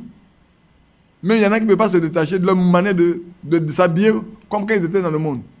Elles n'arrivent pas à se détacher. Vous pensez que c'est... Elles sont parties dans la nouvelle famille? Non, dans la nouvelle famille, il y a une autre manière. Ta pensée change, tes goûts changent, tes désirs changent, ta façon de réfléchir change. Aussi longtemps que tu es venu, et puis les vieilles choses là te suivent, c'est que rien n'a changé. Et quand tu abordes ce problème, on vient de poser la question. Parce que, frère, soeur, ce n'est pas l'homme, c'est toi. Quand Dieu va te toucher, on ne te demandera pas pardon. On ne te demande pas pardon. Hein. Frère, nous on était karatéka. Quand nous on a... j'ai pris mon baptême. Moi dans ma vie j'ai pris ce baptême, mais je n'ai pas pris deux. Quand j'ai pris mon baptême, Je suis arrivé dans l'anesthésie dans ma chambre là. J'ai pris mon kimono avec ma ceinture, j'étais debout dans la poubelle. On ne m'a pas dit. Avant, je partais avec les assassins, je joue au ballon. En allant avec les assassins de Dieu, je joue au ballon. Hein. Et puis j'étais gardé des buts. Avant de jouer, j'ai pris. Dans le bois, j'ai pris. Mais quand j'ai rencontré ce message, où que Dieu m'a dit c'est vrai, frère, je ne me suis plus retrouvé dans les deux poteaux. C'est fini. Il y avait même une coupe à jouer en ce temps. On m'a appelé. J'ai dit, je ne fais plus partie du milieu de vous. Les gens étaient surpris. Mais quel gardien vont trouver? Cherchez un gardien. Moi, je ne suis plus le gardien. Je suis plus votre gardien. Je suis gardien d'autre chose. Quand mes camarades m'ont dit, mais on va aller au dojo, j'ai dit, j'ai un autre dojo. Mon kimono est à la poubelle. Ma ceinture à la poubelle. Je n'ai plus de goût. Je n'ai plus envie de ça. C'est fini. C'est éteint définitivement. Ce n'est pas quelqu'un qui vient me dire, frère Badi, on ne fait plus ça. Non, non, non. Dès que j'arrive là, je vous ai raconté ce qui s'est passé avec le disque de Bob Marley. Quand je suis entré dedans, mon voisin, quand j'arrive net, mon voisin s'est mis à jouer le diable est mauvais. Hein. Le morceau que j'aimais le plus là, c'est ça qu'il a commencé à jouer. J'ai dit, voisin, arrête. Il dit, faut pas que je l'embête. J'ai dit, arrête. Pourtant, c'est moi qui suis allé le chercher pour être mon voisin. Arrête. Il ne veut pas, il dit, bon, il me suis mis à dire, Seigneur, je te prie de couper le courant. Et qu'il n'y ait plus de courant dans la cité. Pour qu'il puisse me reposer. Frère, voilà ma Bible. C'est mon cœur. Au jugement, vous verrez ce que je vais dire est vrai. Le courant est coupé dans toute la cité. De 14h jusqu'à 18h. Mon voisin m'a injurié, il est sorti. Moi, je me suis reposé dans la chaleur. Le ventilateur ne marchait pas. Je voulais me reposer. Je me suis couché. Ce que je ne voulais pas entendre là. C'est ça qu'on a coupé. Frère, quand tu as fait des expériences comme ça avec Dieu, est-ce que tu peux douter de Dieu un seul instant? Quand tu as fait ça avec Dieu là, tu ne peux pas douter. C'est pas que c'est des jours avant, le même jour où j'ai pris le baptême, je suis arrivé dans la cité là. Dieu l'a fait. Il a entendu ma voix, il l'a fait. Mon kimono dans la poubelle. Ballon, fini. Tout ce que mon père m'a fait et que j'ai écrit là, j'ai déchiré tout, j'ai mis dans la poubelle. Je n'ai rien retenu contre lui. C'est fini. Ce n'est pas quelqu'un qui m'a parlé. Frère, s'il n'y a pas de changement, quand tu dis que devenir chrétien, instantanément, il n'y a pas, il faut te poser des questions. Si c'est 3 jours après, 4 jours après, 1 mois après, 2 ans après, le processus commence dès là. Le processus d'amour là commence dès maintenant même. Ça arrive et puis tu t'avances comme ça doucement. Puis tu vas penser à germer, grandir. Et puis, après on va voir les fruits que tu portes. Aucun autre homme ne peut porter ces fruits s'il n'est que des chrétiens. C'est des fruits qui sont donnés uniquement aux chrétiens de porter. Quand la Bible dit, Dieu a préparé des œuvres pour nous, pour que les mettions en pratique. Ces œuvres-là, ceux qui n'est pas chrétien ne peuvent pas les mettre en pratique. Ce n'est pas possible. C'est lourd, c'est difficile, c'est vrai, mais personne ne peut les mettre en pratique. Vos cheveux, ça vous coûte cher, mais venez seulement. Mettez-vous sur la croix, vous allez voir ce que Dieu va faire. Vous allez savoir comment il faut l'entretenir. Lui-même va vous dire comment il l'entretenir. Dieu lui-même va vous dire comment il l'entretenir. Vous n'avez pas besoin de vous soucier de ça. Comment j'ai fait ceci, comment j'ai fait cela. Dieu est capable, lui. Si c'est avec lui que vous voulez marcher là, votre compagnon, il va vous dire comment il veut que vous fassiez ça pour que vous le plaisiez. Parce que dans tout votre acte que vous voulez, c'est plaire à Dieu. C'est frère. Regardez bien. Le Seigneur nous a tellement aimés. Il a tellement aimé qu'il a accepté de venir prendre notre place à nous. Il a souffert l'ignominie, la croix, la honte, le mépris. La Bible dit même qu'il n'avait même pas il n'a rien qui puisse attirer nos regards. Il n'y a rien en lui qui puisse attirer nos regards. Un homme comme celui-là. Mais c'était pour nous. C'est pour toi et moi. C'est pour que désormais là, quand nous venons à lui, et quand nous venons à lui, il n'a pas demandé de faire des efforts. Hein. Quand nous venons à lui, lui-même, il veut vivre sa vie à nous. C'est lui-même qui veut vivre sa vie à nous. Il n'a pas demandé de faire des efforts. On n'a pas de combat à mener, c'est lui. La bataille, il a déjà mené, il a gagné. Il dit, obéissez seulement. Marchez simplement. Obéissez. Quand la Bible dit ceci, on obéit. Quand la Bible dit cela, on fait. Quand la parole de Dieu dit ceci, on accomplit. Et puis on le regarde. Quand on n'arrive pas, on dit, Seigneur, je suis arrivé ici là, c'est trop dur. Aide-moi. Il va venir à mon secours. Donc je continue. Vous affectionnez les choses d'en haut. Une nouvelle affection. Vous n'avez plus les choses du monde. Votre affection est pour Dieu. Vous ne vous souciez plus de ce que disent les gens.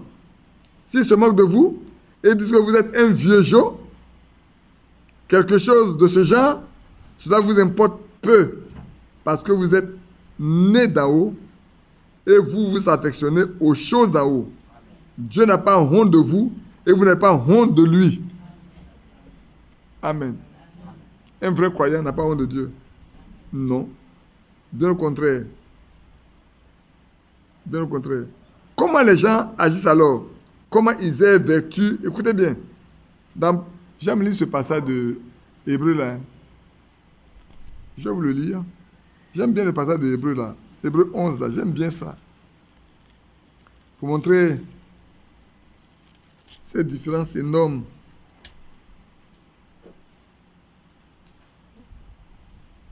Je vais lire le verset 32.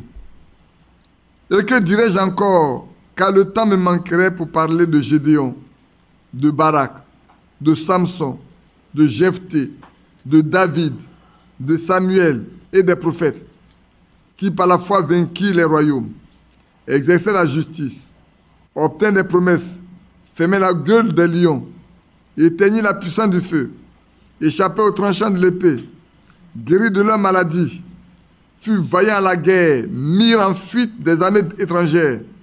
Des femmes recouvraient leurs morts par la résurrection.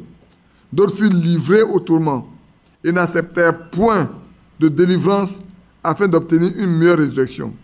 D'autres subirent les moqueries et le fouet, les chaînes et la prison.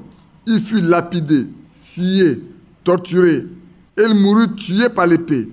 Ils allaient ça et là, vêtus de peau de brebis et de peau de chèvre, dénués de tout, persécutés, maltraités, eux dont le monde n'était pas digne, errant dans les déserts et les montagnes, dans les cavernes et dans les ans de la terre. Tous ceux-là, à la fois desquels il a été rendu témoignage, n'ont pas obtenu ce qui leur a été promis. Frère, voir des gens, non, nous voulons être compagnons. Nous sommes leurs compagnons, non? Non? Mais je me trompe. On veut être leurs compagnons, non? On veut faire comme eux, non? Si on dit qu'on croit comme le même Dieu là, c'est comme ça qu'on doit être. Il ne doit pas y avoir de différence. C'est le même Dieu. Je vois Meshach, Shadrach, Abednego en train de marcher pour entrer dans la fournaise ardente.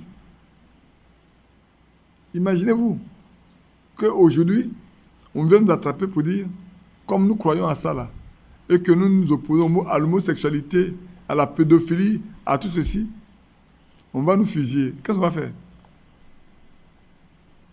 Moi, je chanterai. Hein. Moi, je chanterai seulement. Parce que dès que je ferme mes yeux là, je suis parti où? Dès que les yeux sont fermés, je suis parti. Mais lui qui a tiré là, c'est pour lui qui est grave. Si plus tard il ne se convertit pas, au jour du jugement, il me trouvera. La Bible dit on va juger le monde. Nous, on va juger le monde. C'est écrit. Le Seigneur va juger les adultères et les débauchés. Mais nous allons juger les autres. Il va être devant toi. Il va te reconnaître, tu vas le reconnaître. Ah, c'est pas celui qui a tiré là, ça. C'est celui qui est assis ici. Ah. Maintenant, si plus tu es venu à croire, il va regretter, il va dire, hé, j'ai tué un fils de Dieu. C'est mon frère que j'ai tué. Ça va le marquer à vie. Frère, ça va le marquer à vie. C'est pour ça que, frère, dans notre vie, prenons garde de ne pas faire des choses qui vont marquer notre conscience à vie. Prenons garde. Hein. Donc, je continue de lire un peu. Est-ce qu'il y a encore quelque chose à lire derrière? Il y a 3 passages à vous lire. Ne vous en faites pas. On va grandir ensemble. Et puis après, on va mettre ça sur la plateforme pour ceux qui veulent lire. Pour ceux qui écoutent sur, sur YouTube, sur les choses, c'est pas pour eux.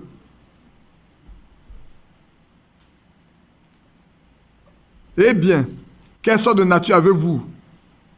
Sa nature. Si j'avais la nature de mon père, je ferais alors les choses que faisait mon père. Mais maintenant que je suis né de nouveau, cela dépend de ce qu'était mon père.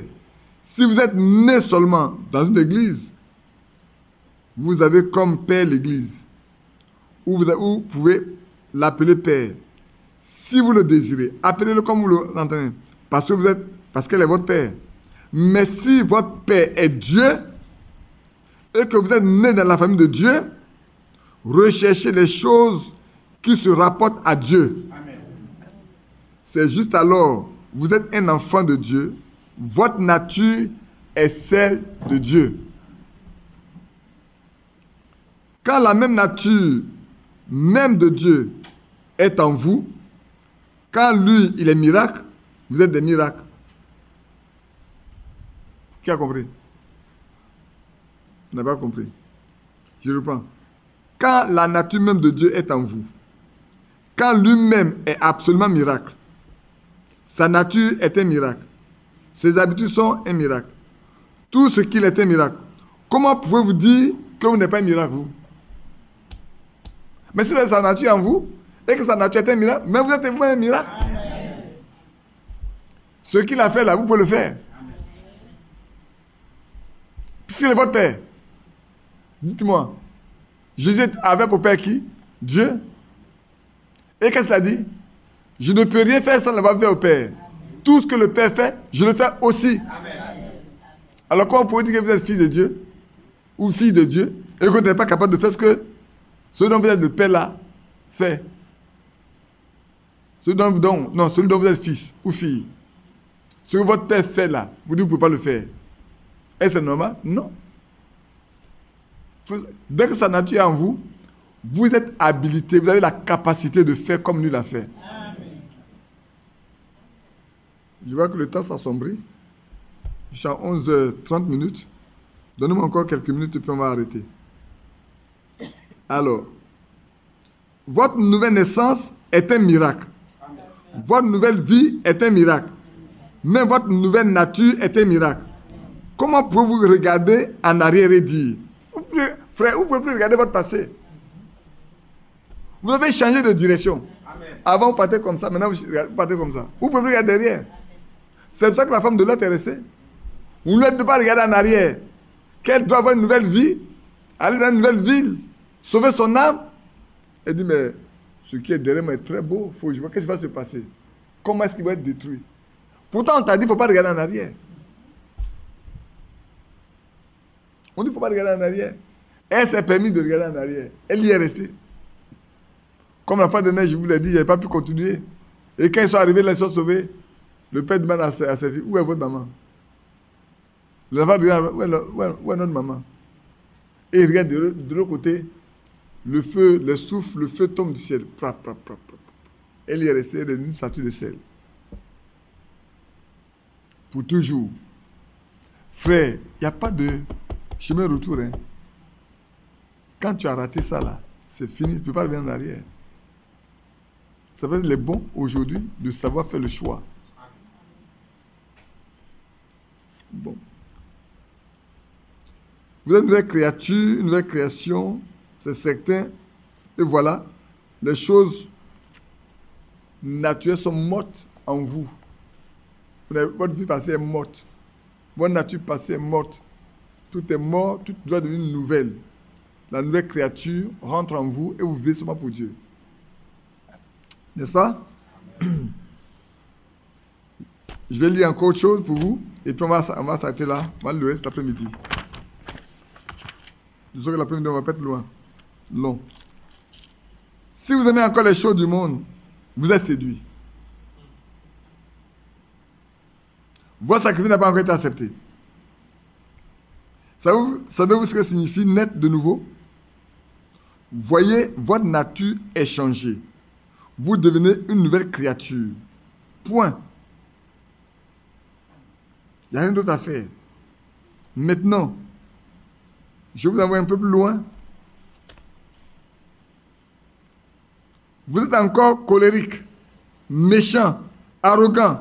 Quelqu'un dit du mal de vous et déjà, vous êtes prêt à vous battre. Vous êtes né de nouveau? Non.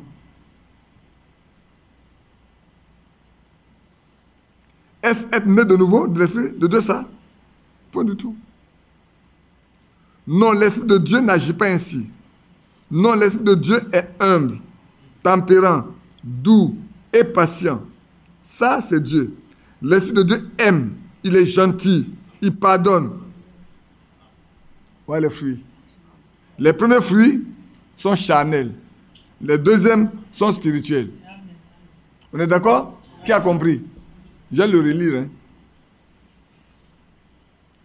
Si vous êtes colérique encore, méchant et arrogant, quelqu'un dit du mal de vous, que déjà vous êtes prêt à vous battre.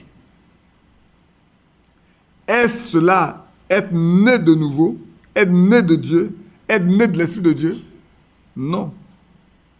L'Esprit de Dieu n'agit pas ainsi. Voilà comment agit l'Esprit de Dieu. L'Esprit de Dieu est humble. L'humilité précède la gloire. Il est tempérant. Il sait dominer ses sentiments. Il sait se dominer. Il sait se maîtriser. L'Esprit de Dieu est doux. Que votre douceur soit connue de tous les hommes. Il est patient. Jean a dit, soyez patient jusqu'à l'avènement du Seigneur.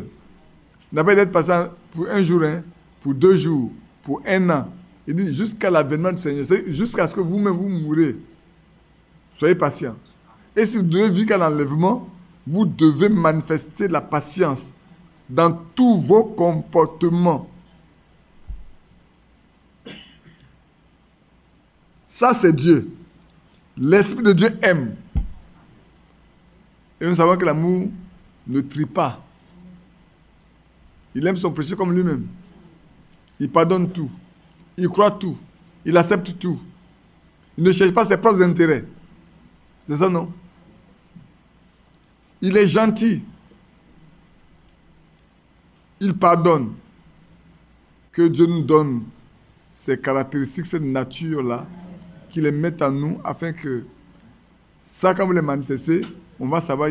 Frère, vous pouvez vous avoir plusieurs types de personnes qui sont des chrétiens. Mais quand vous avez pensé à manifester ça, là, on va vous distinguer. Le Seigneur a dit, hein, dans Malachie 3, moi-même, je fais la différence entre ceux qui me servent et ceux qui ne me servent pas. Le temps arrive où, frère, la différence va être nette. Regardez bien, Caïn et Abel, qui étaient doux, qui étaient humbles, qui étaient gentils, c'était Abel. Hein? Caïn était arrogant, il était jaloux.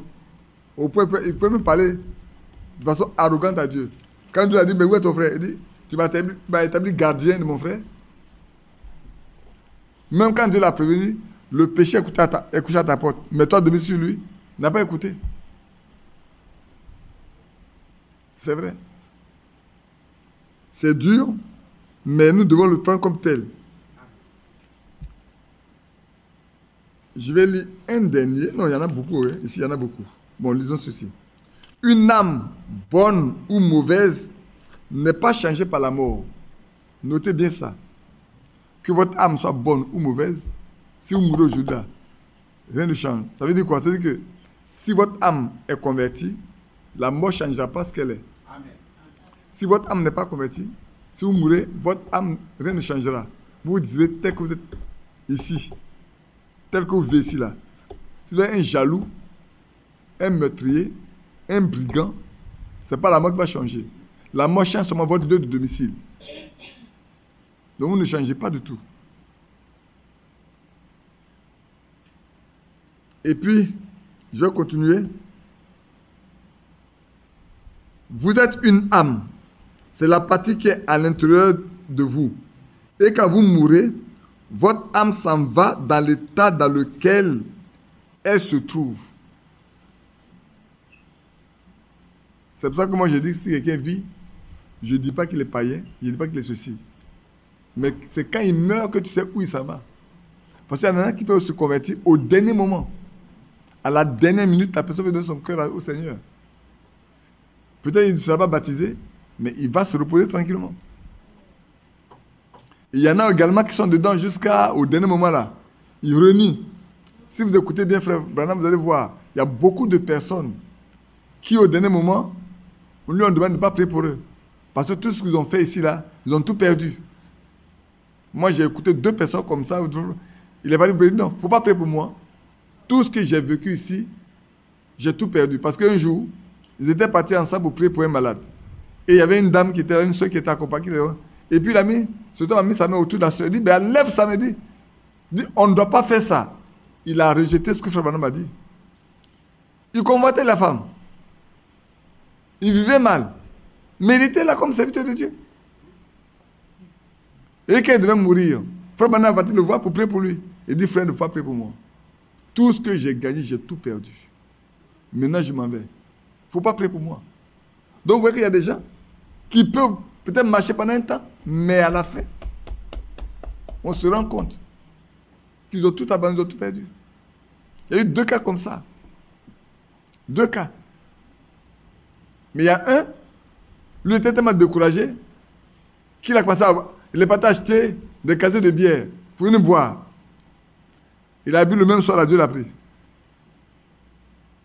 Il était un prédicateur. Le même soir, Dieu l'a pris. Il est mort. Frère Branham dit, lui, il n'est pas perdu. Dieu ne veut pas que son nom soit gâté. Il a commencé à être séduit, il a épargné son âme. Donc il a fait mourir pour qu'il ne soit pas perdu. Parce que s'il continuait de vivre comme ça, le péché allait s'entacher à lui, et puis c'est mort. Dans la vie chrétienne, là, frère, il y a beaucoup de situations. C'est pour ça que je vous dis, on va le lire, on va écouter ça l'après-midi. On va penser ça par l'après-midi. Je vais encore évoluer un peu rapidement. Il reste combien de minutes? Oh, j'ai encore 20 minutes pour qu'il soit midi. Pour vous laisser de gêner. Quand vous l'aurez, lisez encore tranquillement, parce qu'on a besoin de lire. Il dit ici, frère, on reconnaît le chrétien à ses fruits. Ça, c'est un grand mot. Hein. Moi-même, je vais le faire encadrer chez moi. Vous les reconnaîtrez à leurs fruits. Les fruits que nous portons nous désignent comme tels. Et ça, c'est un thème important. Et on dit les faux enseignements amèneront les fausses naissances.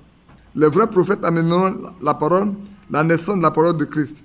Les faux prophètes amènent toujours une fausse naissance. La naissance de l'Église, la naissance de credo, la naissance de domination. Mais la vraie parole ne peut qu'engendrer les vraies naissances. Et ces personnes ne peuvent pas se perdre. Alors, je vous lis simplement un certain nombre de choses. Pour aller un peu plus rapidement.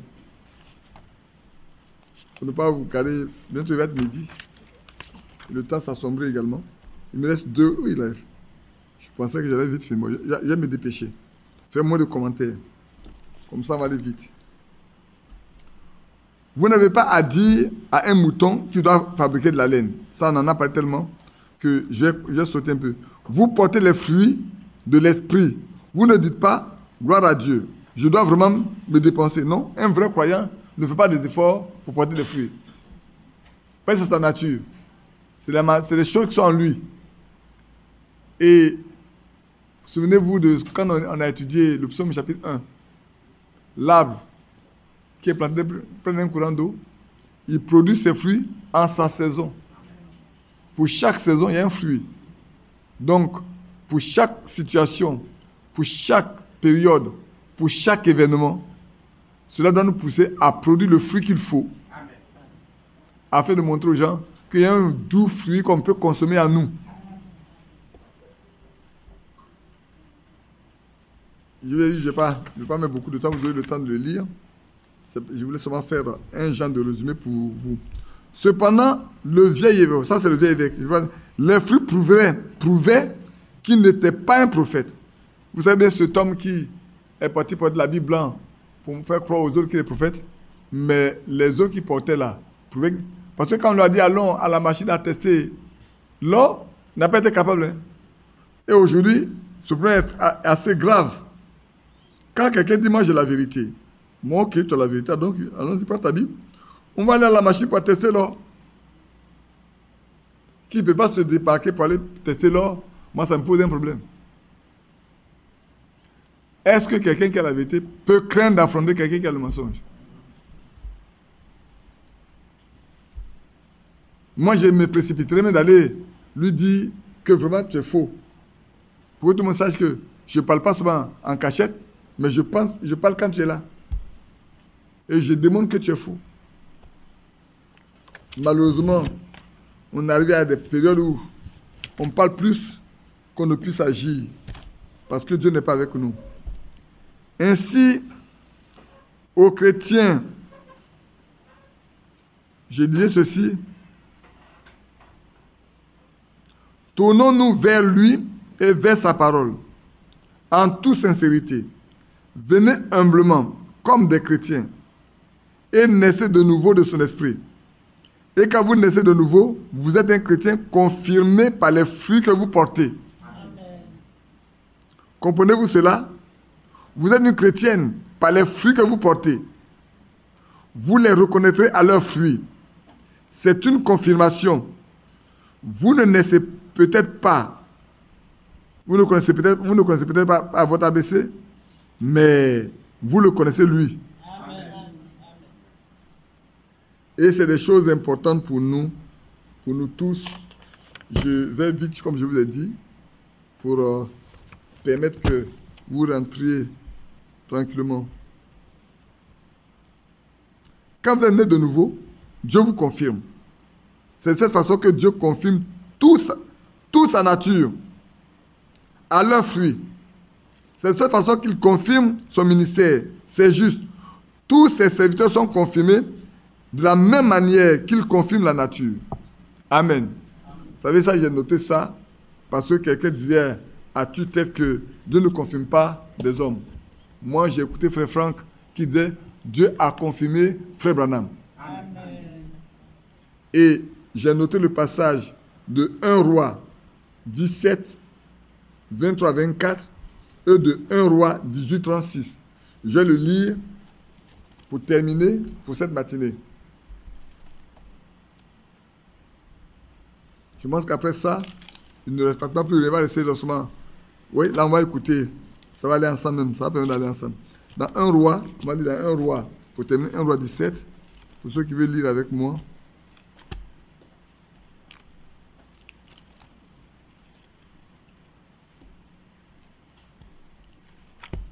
Voilà. 1 Roi 17, 23-24. Vous savez, c'était la veuve de Sarepta. Je lis à partir du verset 21. C'est quand l'enfant de la veuve est mort et qu'elle est partie le déposer sur son lit. Et il s'étendit 3 fois sur l'enfant, invoqua l'Éternel et dit, « Éternel, mon Dieu, je t'en prie, que l'âme de cet enfant revienne au-dedans de lui. » L'Éternel écouta la voix d'Élie, et l'âme de l'enfant revint au-dedans de lui. Et il fut rendu à la vie.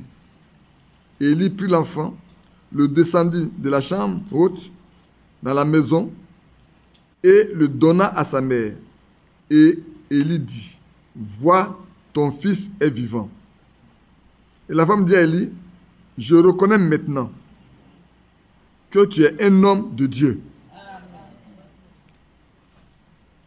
Et que la parole de l'Éternel dans ta bouche est la vérité. » C'est une confirmation que Dieu a donnée.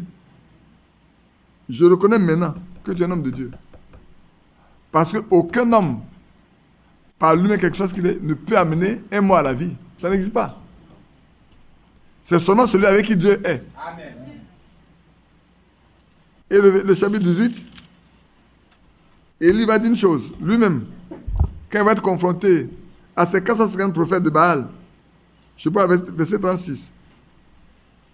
Au moment de la présentation de l'offrande, Élie le prophète s'avança et dit, Éternel, Dieu d'Abraham, d'Isaac et d'Israël, que l'on sache aujourd'hui que tu es Dieu en Israël et que je suis ton serviteur. Amen.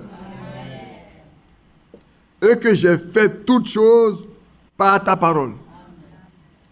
Réponds-moi, Éternel, réponds-moi, afin que ce peuple reconnaisse que c'est toi, Éternel, qui es Dieu, et que c'est toi qui ramènes leur cœur, et le fait des années. Dieu n'a-t-il pas confirmé Élie? Mais si. Dieu confirme ses serviteurs. Amen. On peut prétendre toute autre chose, mais Dieu le fait. Si Dieu confirme la parole qui est dans sa bouche, Dieu l'a confirmé. Est-ce qu'il confirme la parole qui est dans la bouche de tout le monde? Non. Il ne confirme que la parole dans la bouche de ceux qui lui appartiennent. Ceux qui sont dans sa main là, c'est leur parole qui confirme. Que Dieu nous bénisse. Voilà, il nous reste seulement, je crois, 2 petites choses à voir. Le cordon de la vie et puis les autres thèmes là qu'on a abordés. Ça sera très cool l'après-midi, mais on va écouter en 5 minutes ce que Frère Franck a dit concernant le fait d'écouter la parole pour que nous en arrivions là. Les deux marchent tellement bien ensemble. Que Dieu nous bénisse. C'est, je crois, une partie de la prédication du 31 mai 2015 que Frère Franck a tenu à Zurich.